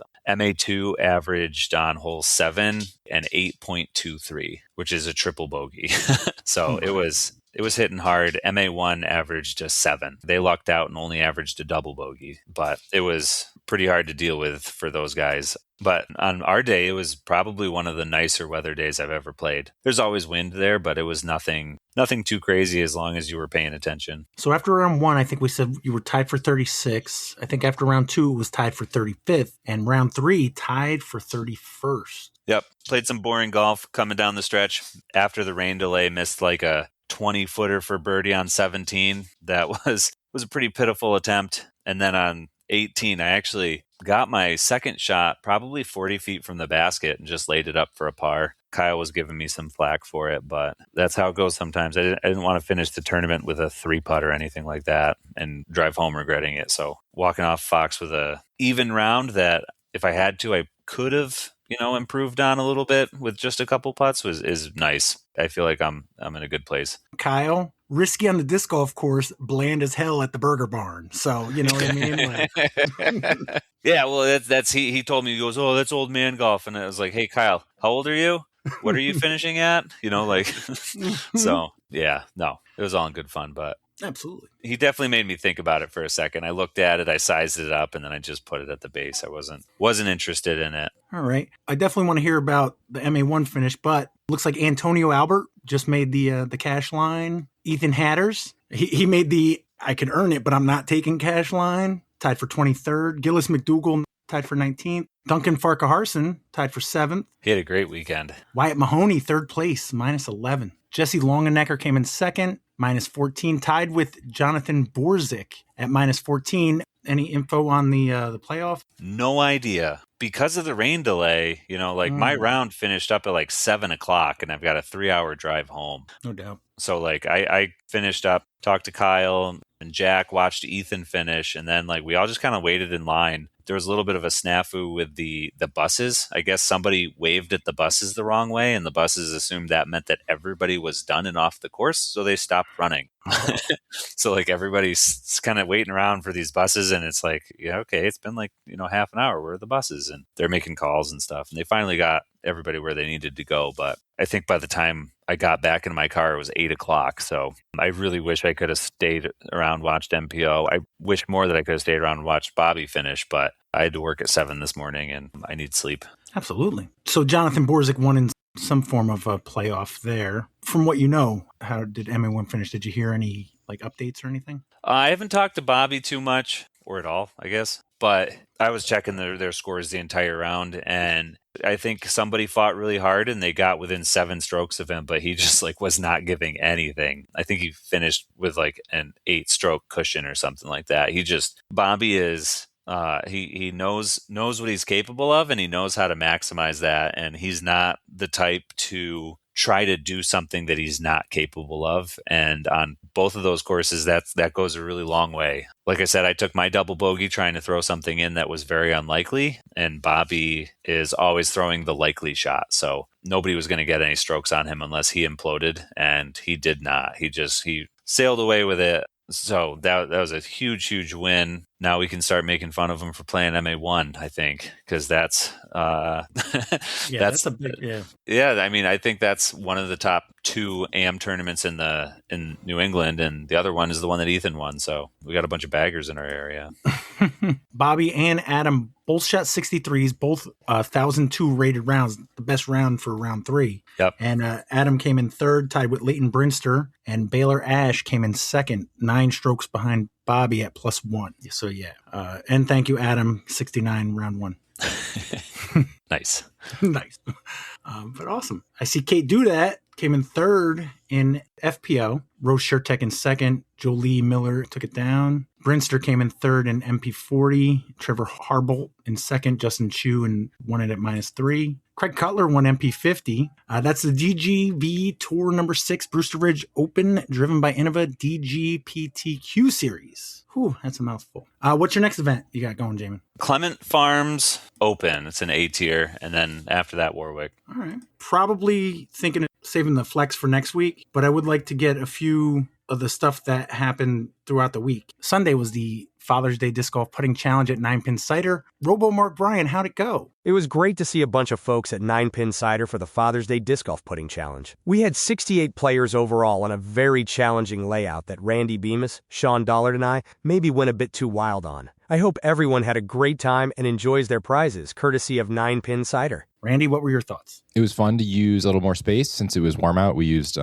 some more outdoor space to make it a 9-hole loop instead of 5 like in the winter. I did make it too hard. I thought, oh, we have outside space. I can make some holes like longer and people can, toss them without fear of throwing them behind equipment or whatever. It just turned out it was a little windy and making like 35-foot putts out in the parking lot was kind of hard. So I felt a little bad. A lot of people got zeros on like the last 2 stations because they were too far. But other than that, it went great. They bought like a ramp for us. They were like, oh, can we like get anything to make it more fun? So they bought like a cheap ramp off of Facebook Marketplace for like $10 or something that you'd use to wheel like a moped or something into the back of your truck. I don't know. So we had a hole that you could choose to roll your disc into the basket from like 20 feet back. If you could hit this little ramp, it would pretty much roll right in and you'd get a bonus point for doing it that way. Yeah, other than that, it was great, and we'll do it in November. What are they doing with the ramp after? Are you keeping that, or? Yeah, we're keeping that. Oh, okay. So tied for third was Mark Bryan and Brandon Klein at 16 points. Peter Lauber came in second at 19, and Matt Sharp is your winner at 21 points. On Monday, over at Gunks Dubs, Max Horowitz and Brian Hauser came in third place, shot -6. There was a tie for first. Jacob Driscoll and Tom Kay tied with Billy Buckner and John Cronin at -5 for the win. Colonial Acres Dubs League, Christopher Evanchuk and Sean Dollard came in third place, shooting a -7. Tim Martino and Steve Schultz in second at -8. And Eric Randall and Brandon Klein are your winners. They shot -9. Camp Go on Monday doubles, tie for second place at -8. Andrew Craig and Sal Orsino tied with Anthony Urana 3 and Taylor DeRuvo. Adam Wichlinski is your winner. He shot a -10. Corey, J-Dubs Points Championship Week 13. How'd that go? We played J South. This is the last Tuesday before the Jammer. We had 25 people come out to play. Notable mentions that were missing was Justin Muccelli, the points leader, as he was up at Brewster Ridge. But I'll have to give Patrick Jeffries the most fun award. He got hit with Cali and looks like he had the most fun out there. But Tim Goyette somehow has had hole 7 dialed all year. He took the free CTP. Sean Powers parked hole 33 for the $25 CTP and then left before even claiming the prize. And I got to give that back to him. We had arguably probably like the easiest set of birdie bank holes so far this year, and it showed us like 4 different teams hit it when we've gone, 4 or 5 weeks without anyone hitting the birdie bank previously. But as far as people who cashed, AJ Lehman and Tyler Gannon tied Jay Gorsage and Sean Powers with an 8 down. Myself and Colin Grant tied Tom Hutchinson and Harrison Lehman with a 9 down, but Brandon Klein and Matt Kay, who I can't remember what his full government name is, but that's all right. They took it down with a 10 down, splitting $50 to take the win. With that being said, after that week, there's been a little bit of a leaderboard shakeup. I've taken first place in the lead with a full set of events in the scoring at 194. Harry and Justin are tied in second with 189. Both at 12 events. Jay Gorsage moved up 1 place to 4th with 177 points in 12 events, and Brian he fell down to 5th place with 11 events at 174. Yeah, so usually every year, around the solstice, we play a J27 round. So with the Jammer behind us, we would have started early and hopefully got through all of J27 before the sun goes down. Should we change Harrison to like Tiny Lehman? Do you think that would? Well, since he's been bringing his nephew around, and he actually is a tiny. Oh, so okay, never mind. Yeah, that would could be confusing. What's the layout that plays 12B? 19B. That's J West. Okay. Yeah, 19B, I think. Yeah, that sounds right. Yeah, new 19B. It was whole 12B. Okay. I was just curious. So that's the one you said that doesn't get enough ratings anymore, right? Yeah, no, we don't really play J West for anything unless it's for like a singles league. But most, the Jammer is really the only thing that gets rated rounds. But, since that being South and North now, and West being an OG18 layout, you don't really see that many rated rounds on it anymore. Gotcha. CTK Handicap League. Jaimen, I'm not going to ask you because I talked to Jake Huey and he said all you do is work while they're flinging discs around. But there was a 3-way tie for third. Ryan Travis, 148-343, Dominic DeAndrea, and Jim Robertson shot handicap -4s. Tom McGuckin in second at -5, and Jim Burns is your winner, handicap -8. Did you get anything done, though? I've been getting a ton of stuff done at CTK, actually. So the big project I've been working on for the past 2 weeks is widening the path out on hole 18, like after the hole. It's a path that has almost every type of thorn you can possibly imagine on it. It's got blackberries, it's got raspberries, it's got rose bushes. Do the snozberries taste like snozberries? After I've spent that much time elbow deep in the thorns, yeah. It's a Willy Wonka. Oh, yeah. They quote it in Super Troopers, too. Oh, okay. I was only thinking Super Troopers. Oh. Same. And I grew up in the Willy Wonka era, too, so... So I pushed that path out. It's like 10 feet wide now. So I'm going to be able to start mowing it. It's going to look really nice, and it's going to be a lot easier to walk through without getting snagged by every thorn you see. And I also cut a small path from 10's basket to the bridge so you don't have to kind of walk back up the fairway and around. So that's what I did last week. And now this week I'm going to be dreaming up some fresh hell on hole 17. I figured out a way to move the basket like 6 feet away from where it is right now, so away from those guardian trees on either side of it, which sounds like a much easier putt until you see like exactly where it's going to be going. It's going to be like on the hillside now, so if you miss the putt, you're going all the way down the hill, but it will be a more open and accessible green. All the prickers and such does explain why JQ was like, yeah, he's like got full pants on and everything. It's the summer, but makes sense. Yes. Oh yeah. That kind of stuff. Yeah, I'm normally like mowing or weed whacking.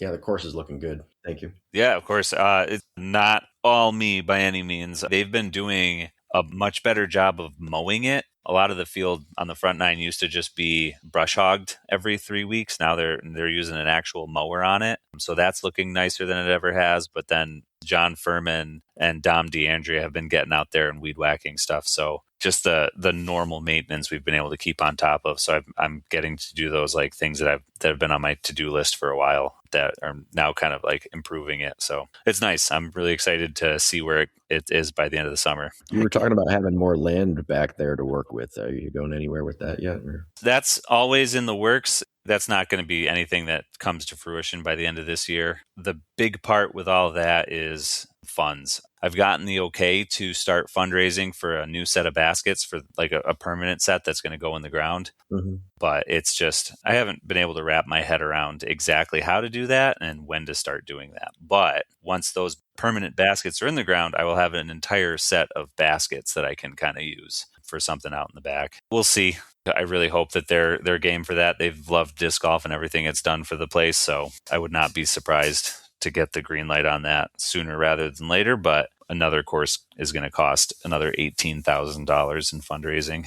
All right, pass the boot around. Oh, big boot. Skylands doubles had a tie for second. Ben Graff tied with Jason Murak and Arson at -7. Tibor and Anthony Visconti were your winners. They shot -10. Wilcox doubles week 13 also had a tie for second place. Nick Warren and Sam Richter shot -18. So did Steve Hanrahan and Max Horowitz. Taylor Austin and Hunter Betris are your winners. They shot -19. Let's hear from Robo Patrick Rowan to see what happened over at Kisco Tuesday Dubs. We had 9 participants out for probably the best night of disc golf we've had all year. 70, sunny with a light breeze, and fun times were had by all. We played the short layout, CTP Hole 7. Ismael Valencia and myself won it at -10. Sean Patrick and Andrew Fishkin came in second at -9, and Simon Ramon and Steph C took third with -5. CTP won by Fletcher. Welcome back. Shout out to my card. We had about 7 throw-in/putts from C2 or C3. Keep an eye out for a post in the next few days for my last week of hosting doubles.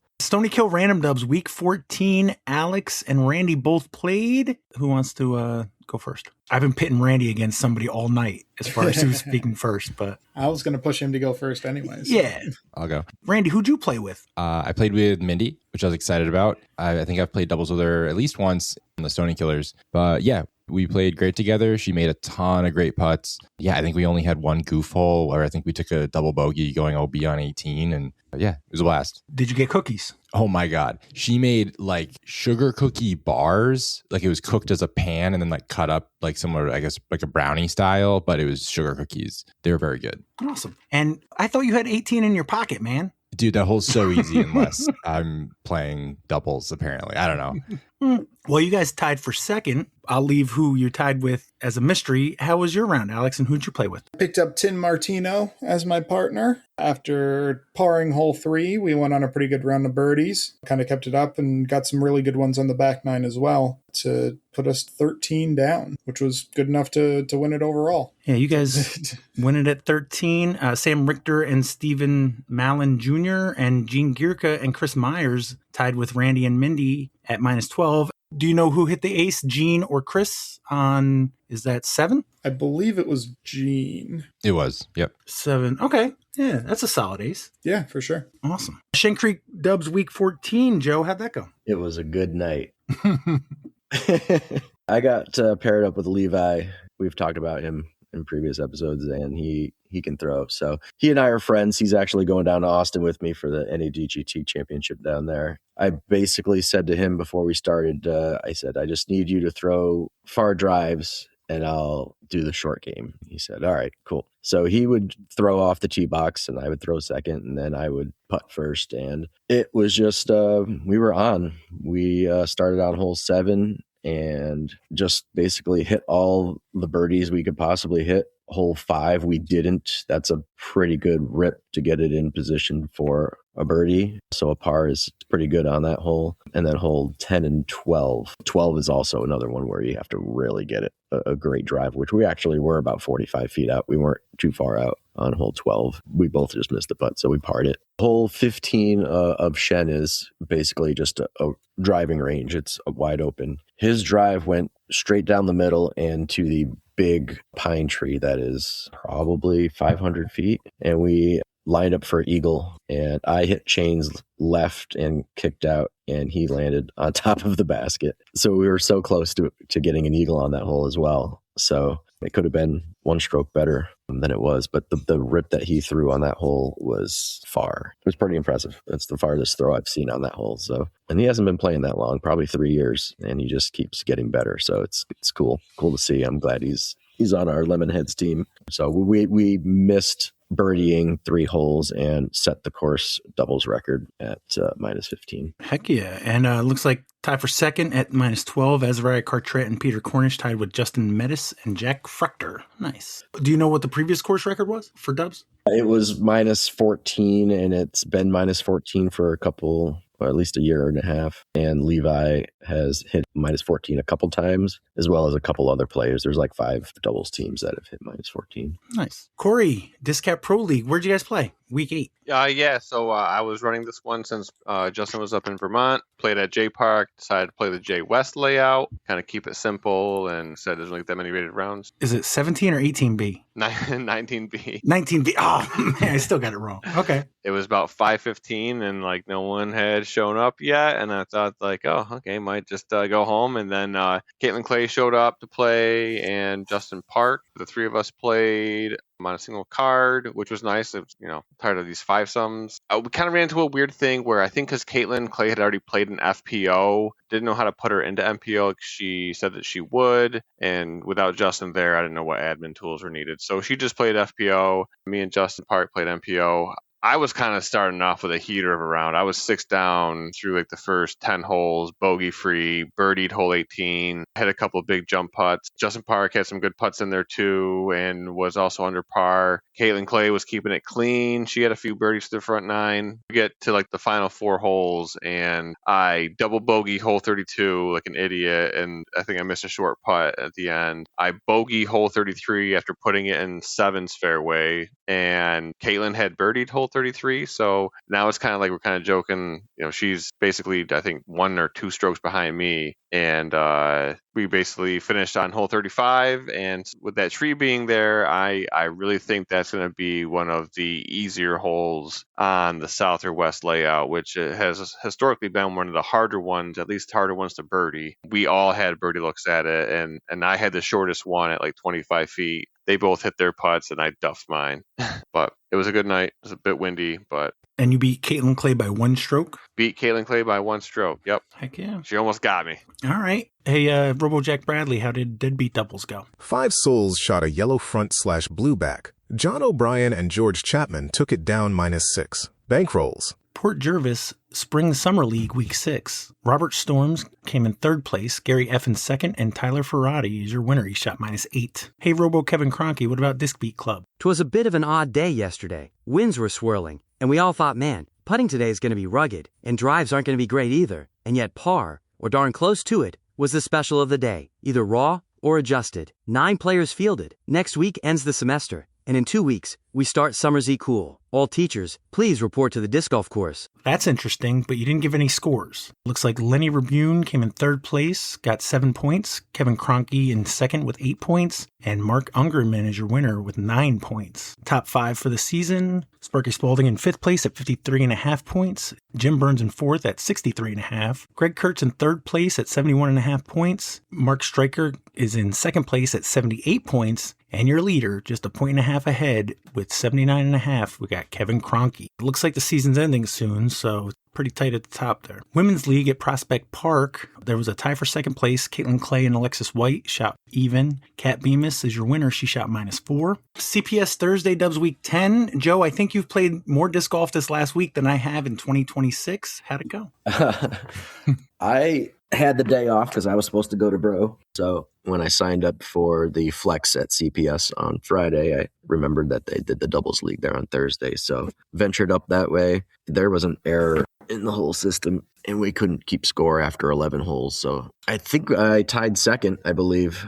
Yeah, I don't remember. I don't have the scores in front of me, so can't help you much. But I played way better on doubles than I did on singles on Friday. So I got Kevin Nguyen and Jay Gorsage at -8. Phil Rogers tied them at -8. You and Dustin Quay at -7. Does that sound right? Yeah, and we missed our second to last hole. Had a decent 30-foot putt, and we both hit a lot of metal and just missed getting that to tie for first. So we're a little disappointed on that, but we played well. I don't remember exactly what we did the whole night, but we ham and egged it, and it worked. So I had never met Dustin before. He was cool to play with. Awesome. I got SPW Dubs League Randy. You played? How'd that go? It went well. It poured right as we were drawing chips, and everyone just agreed to wait 5 minutes, which was great because it really did pass pretty quickly. I think it only rained for the first hole we played, and it was just drizzling. So super smart to just wait it out for a few minutes. I was sort of blanking on my round, but it was fun. You tied for 4th. Perfect. That's how it felt.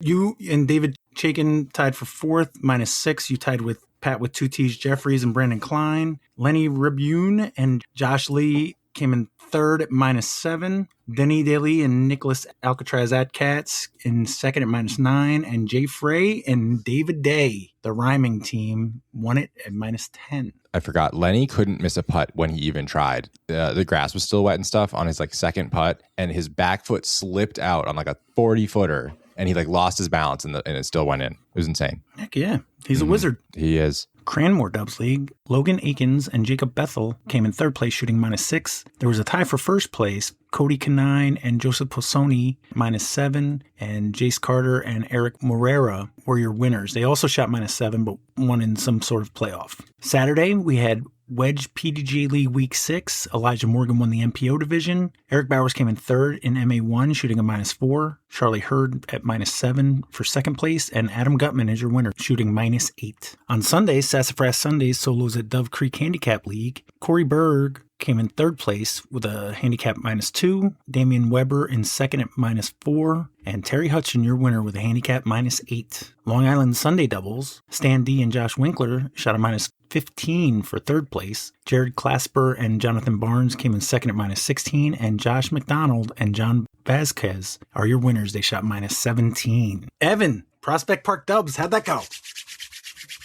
That's me rubbing my hands together. Last week or tonight? No, tonight. It was canceled. I know. I just, awesome. I have it on here, so I had to ask. Thanks for having me.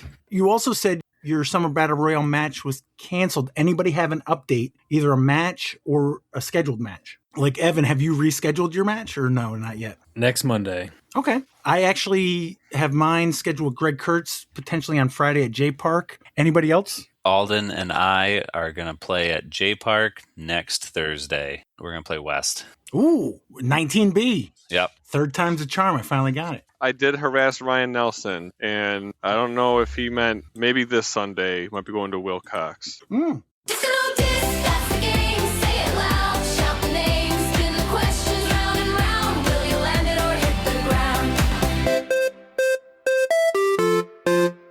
Let me look. We got Alex, Joe, Evan, and Randy. My most recent update, Evan's at 4, everybody else is at 2. So we want to do 3-on-1. No, I'm teasing.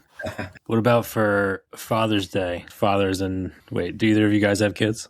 I just Randy? We know Randy's got kids. Alex doesn't know about his. I don't know. No, I know Randy does. That's what I'm saying. So fathers versus non-fathers? I don't know. Just because I saw Randy at the Father's Day thing. Yeah, that's fair. Joe, you got any kids? Oh, I just had my dog. That's it. All right. So we're doing fathers versus...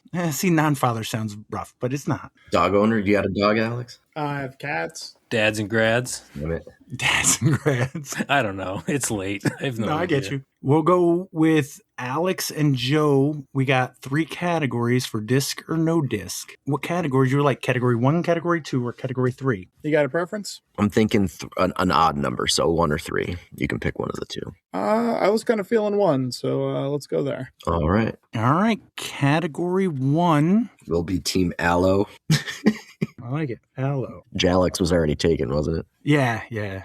And that means Raven? Yes. I think you guys have been Raven before, no? Mm-hmm. All right, Aloe. You picked category 1? Yep. Question 1, category 1. What band released an instrumental track titled YYZ in 1981, named after the IATA airport code for Toronto Pearson International Airport, which famously opens with the letters YYZ being transmitted in Morse code using a 10/8 time signature? What band released an instrumental track titled YYZ in 1981, named after the IATA airport code for Toronto Pearson International Airport, which famously opens with the letters YYZ being transmitted in Morse code using 10/8 time signature? Well, I mean, Rush released YYZ. Thinking it's a Canadian band, right? Oh, yeah. I'm like Canadian 99% sure he's looking for Rush. That sounds like a fantastic answer. Yeah. Although Rush does call it YYZ, not YYZ. Fair. I'm not asking how it's pronounced. I'm asking how it's spelled.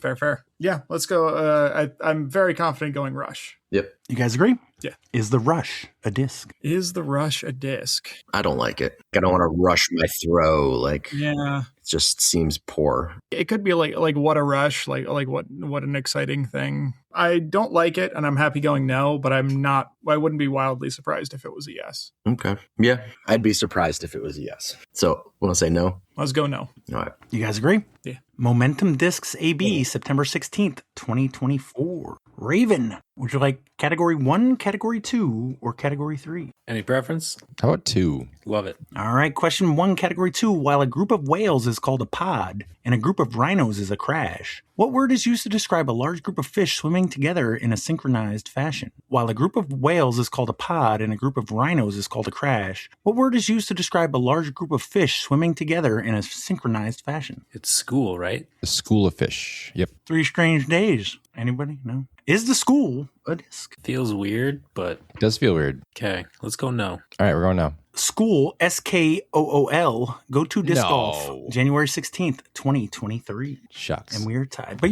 that's school, right? It is.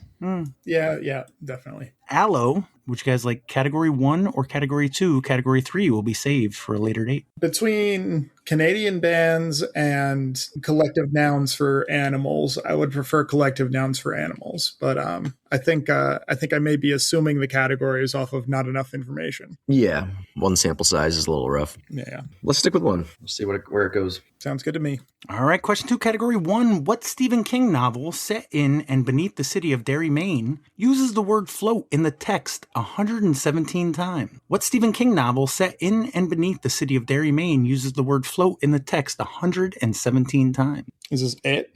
What'd you say? It is the name of a novel. Right. By Stephen King. Like We All Float Down Here. That's a right, quote from that book. right. Yeah, and it's a disc. So yeah. Sounds good to me. Yep. You guys agree? Yep. Yeah. Is the It a disc? Innova. Can you be more specific? What year? It was recent, wasn't it? 21. I was going to say 24 even, but let's go 23. So we got 21 and 23. Innova Champion Discs, August 2nd, 2021. Oh, nice call. Raven, question 3 and 1 or question 2 and 2? Stick with 2. I feel like the ones, I don't know the category, but I think I might. I don't know. We can try to find out. Let's switch to 1 real quick. Question 3, category 1? Yes. Yep. Lovers of the game, like Ken Burns and Bill Spaceman Lee, have observed there's no what in baseball, at least until 2023. Lovers of the game, like Ken Burns and Bill Spaceman Lee, have observed there's no what in baseball, at least not until 2023. Crying. There's no crying in baseball. Mm-hmm. Wait, no, that was Tom Hanks in A League of Their Own. Something that changed about baseball in 2023, I'm thinking clock. Yeah. Right? The pitch clock. Just any kind of clock. I think that was always like one of the main things about baseball. Oh, it's literally just any clock. Yeah. No, that makes sense, right? There's no,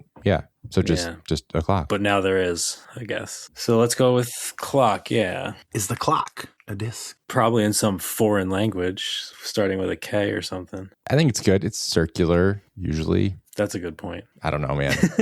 Yeah, why not? I think, yeah. Okay. You guys agree? Yep. Mm-hmm. I'm sorry, no. Baited. Damn. Aloe, you're up 3-2. Would you like 4 and 1 or 2 and 2? What do you think now? I don't know what that category is. I do. So, not surprising.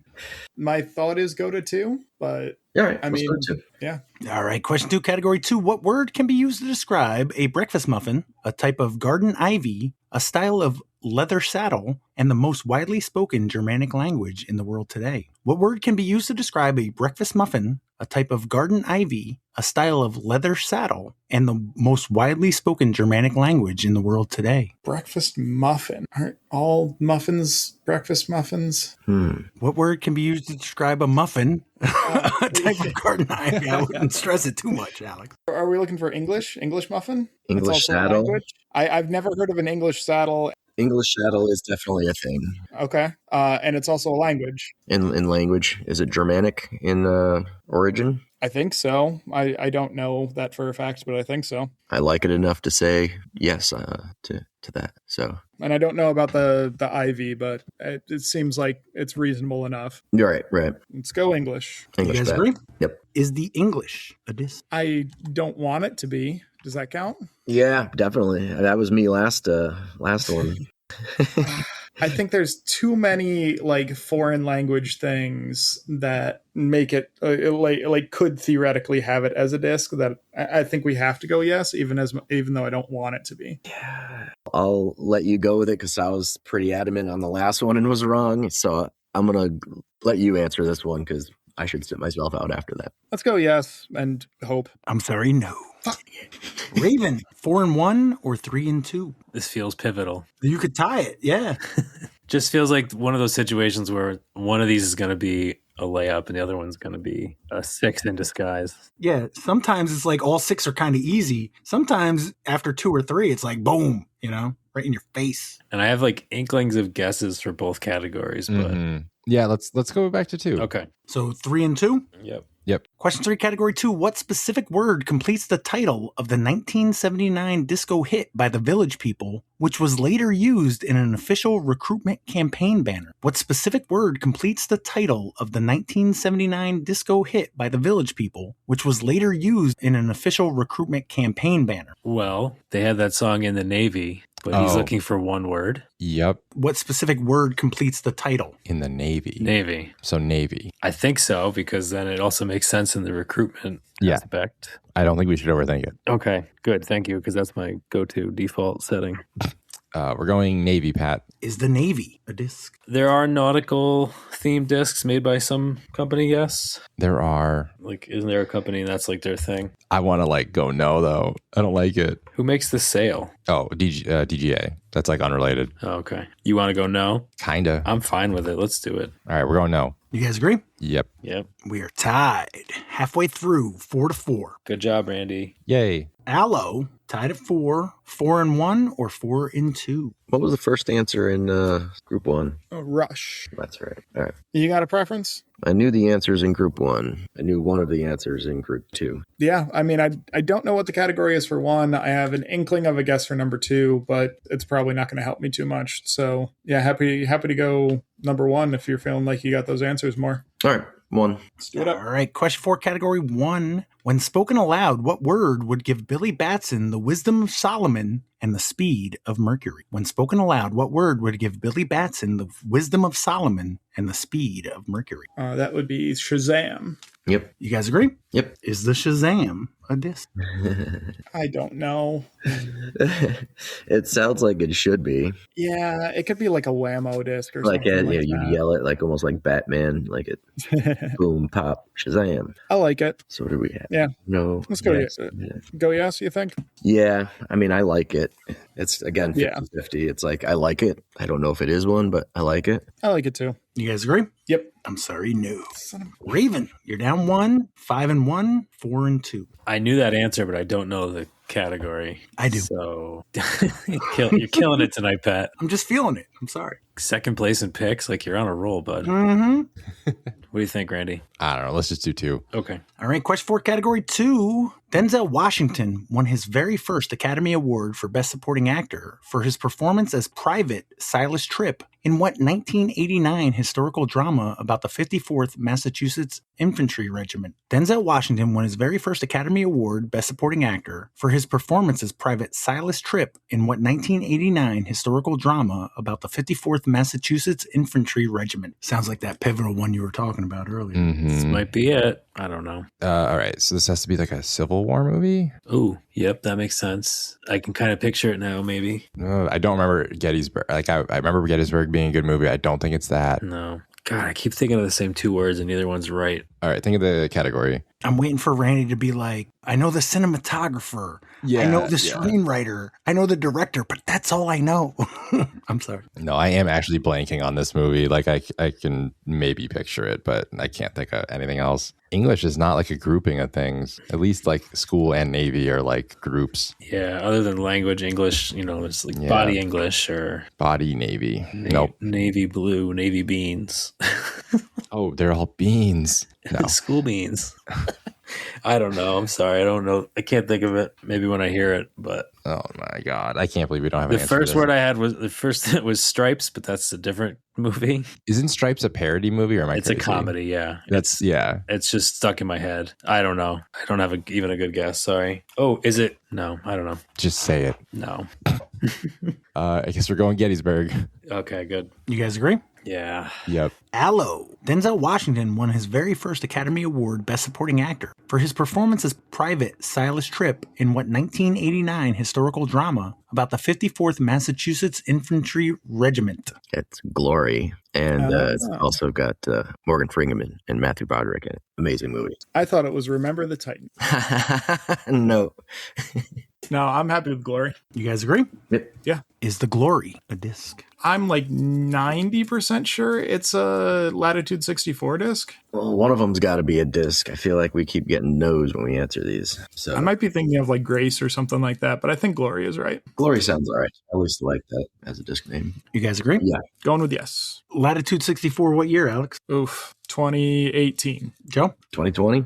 I don't know. Latitude. November 22nd, 2021. Oof. Nice. 7-4, and that was a steal. Question 5 and 1 or question 5 and 2? I got nothing on either of these categories. Yeah, let's do one again. Sure. I feel like we've gotten the answers. We've just not gotten the discs. Going with 1? Yeah. Was that? Yeah. Yeah. Question 5, Category 1. Known for his mastery of Southwestern cuisine and open flame grilling, what celebrity chef, restaurateur, and original Iron Chef American star became the first culinary personality to receive a star on the Hollywood Walk of Fame in 2015? Known for his mastery of Southwestern cuisine and open flame grilling, which celebrity chef, restaurateur, and original Iron Chef America star became the first culinary personality to receive a star on the Hollywood Walk of Fame in 2015?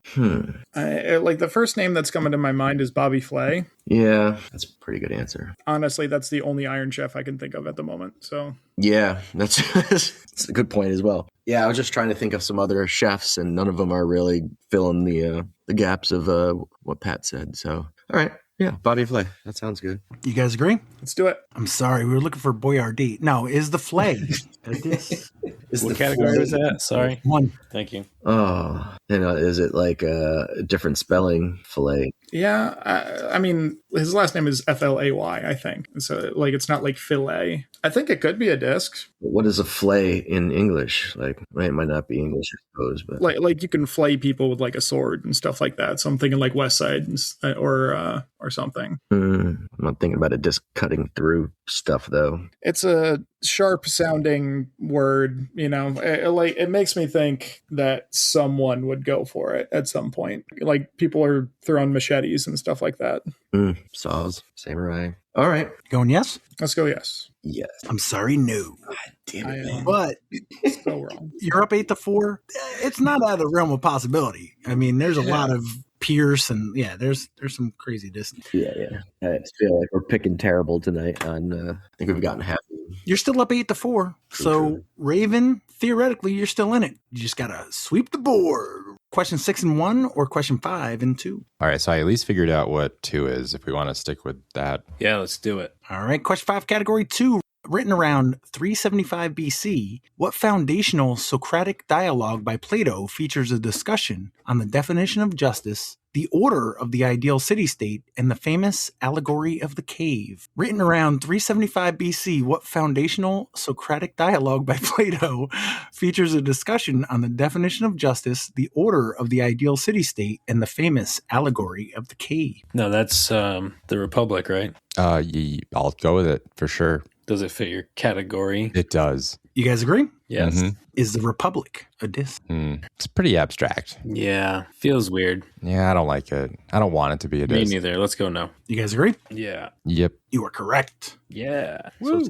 8-6, final round. Allo, if you get this right, it's over. Otherwise, they have a shot. Question 6 and 1 or question 6 and 2? I'll let you pick. I think we want to go 1. I like 1. Cool. He didn't like that Republic question. Question 6, category 1. What constellation supposedly represents the giant crab that bit Hercules while he was fighting the Hydra? What constellation supposedly represents the giant crab that bit Hercules while he was fighting the Hydra? Well, Cancer is a crab. Right. Yeah. It's my birth, whatever it is. Are there other constellations that are crabs that you can think of? No, that's about it. Seems good enough for me then. Yep. Let's do it. You guys agree? Yep. Is the Cancer a disc? Please no?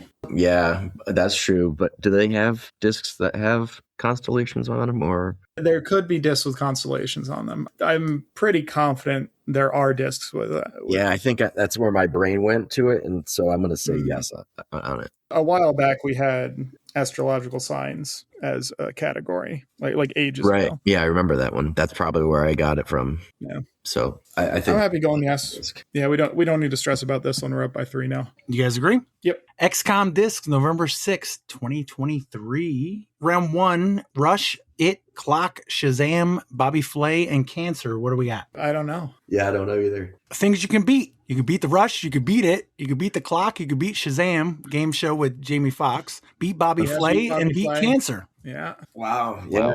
All right. So, Raven, your conciliatory question. Each July 1st until 1982, Canadians celebrated what day in honor of their nation becoming self-governing? Today, it's known as Canada Day. Each July 1st until 1982, Canadians celebrated what day in honor of their nation becoming self-governing? Today, it's known as Canada Day. And this is the last question, Randy. You said you kind of knew the category. What are you thinking? It's just old things, just the word old. Old school, old English, old Navy, old glory, old Republic. for Star Wars fans. Yep. So what do we got for 6? Let's go Glory again. Yo, total swerve. I think colleges, maybe. I mean, they're already up 4 points. I know. I just don't even know if that helped me. Conferences, like college sports. An actual name of a college. Duke. That has old in it. Old Duke. Oh, right. Old. I think it's also a musical band, maybe. I was thinking Ole Miss. Old Led Zeppelin. Sorry, first band that popped in my head. College. Norfolk, Virginia. Old Virginia. Dude, this isn't helping. None of these hints have given me anything. I'll give you about 10 seconds. All right, I think we'll do a legit 10 seconds. Nothing? For the first time ever, it's actually 10 seconds. No, I don't. I was just counting in my head at that point. Alex and Joe, you have any idea? I do not know the Canadian calendar. We're looking for Dominion Day. Old Dominion. Never was I going to get that. There's no way Dominion is a disc. No, it's not. Okay, great. Any birthdays coming up? My birthday's on Wednesday. Gary Mason tomorrow. Tim Goyette in 2 days. No? Joe Goyette on the 25th. Wait a second. Tim and I have the same birthday. Is that Yeah, do you and Tim That's have so cute. Wow. 24th? Yeah, that's what it says for Tim Goyette. I mean, that could be total bullshit. I mean, it's Facebook. No, it's true. Okay. Well, cool. All right. We also got Ross on the 27th. Oh, Tool? Tool. All right. Yeah. Dig it. And You have Koch David on the Koch on the 28th. Yep. Shout out Derek Szynski on the 23rd. What do we got coming up? This weekend, we got Dilicious Disc Open at Wilcox. Mm-hmm. Oh, that's this weekend already? I know, right? I said the exact same thing to Randy. Yep. And I went, oh no, because we didn't get a babysitter for it. So yeah. Helderberg Championships on the 11th. Mm-hmm. OKDGC is going to be very watermelon themed. We've got some raffle prizes to give away. We've got my mom's making special cookies. I think we've got just a lot of watermelon stuff. I think it's going to be a really nice time. If you want to make sure you have a player's pack, they come in packs of 12, and we've got 20 people right now. So if you want to make sure you've got one, make sure you sign up. I want to say we'll be ordering either on Friday or Saturday of this week. So try to sign up when you hear this, as soon as possible when you hear it. We'll probably have a couple extras, but I wouldn't leave it to chance. What weekend is that for both of those? That is the weekend of July 11th and 12th. Helderberg is the 11th. OK Circuit Challenge is the 12th. And then also the DisCap Flex number 4 at Burbine is on July 3rd. Good to know. Oh, and Jaimen just announced a flex start on July 5th. Ooh. At CTK. Like what? Like literally? Like what do you mean? He was on here. What? He didn't say nothing? Right. Oh, he's sleepy. Big sleepy guy. He posted about it on Facebook while other people were talking. Randy, how's Helderberg? We've still got people trickling in. I tried to spread the word as much as I could at the Jammer. Every time I go to talk to somebody that I think would be interested, they live far away. Like at tournaments, I'm just like meeting new people and like telling them about it. And then they're like, yeah, that's cool, but I'm not driving 3 hours for a Berg tournament. I'm like, oh, darn. So yeah, I don't know. Hopefully we get more people. Did you post that on the Glens Falls page? We'll probably blow up all the spots again soon. Okay. Yeah. Jamie Borge was a wizard with the Berg. Not only that, but he putted upside down. And I think he might have used the Berg. Yeah. Like, I don't know if it was like outside of 20, but he was putting upside down. But he was throwing that Berg like nobody. Did I mention he shot +3 on North in the MA50 division? I'm going to cold call him because he's not even signed up. I asked him about it because, hey, I got your back. Reschedule it around him. Yeah. He has something scheduled that weekend. I think it's disc golf related, but it might not be. So that's the weekend of the 11th. Mm-hmm. Yeah, 11th and 12th. The 3rd is a Friday. That's Burbine Flex. Burbine. And 5th is CTK. That's interesting. All right. Well, thank you, Alex, Joe, Jason, Corey, Jaimen, Evan, and Randy. And sweet up, that's about. Thanks, Pat. Thanks, Pat. Thanks, Pat. Thanks, everybody.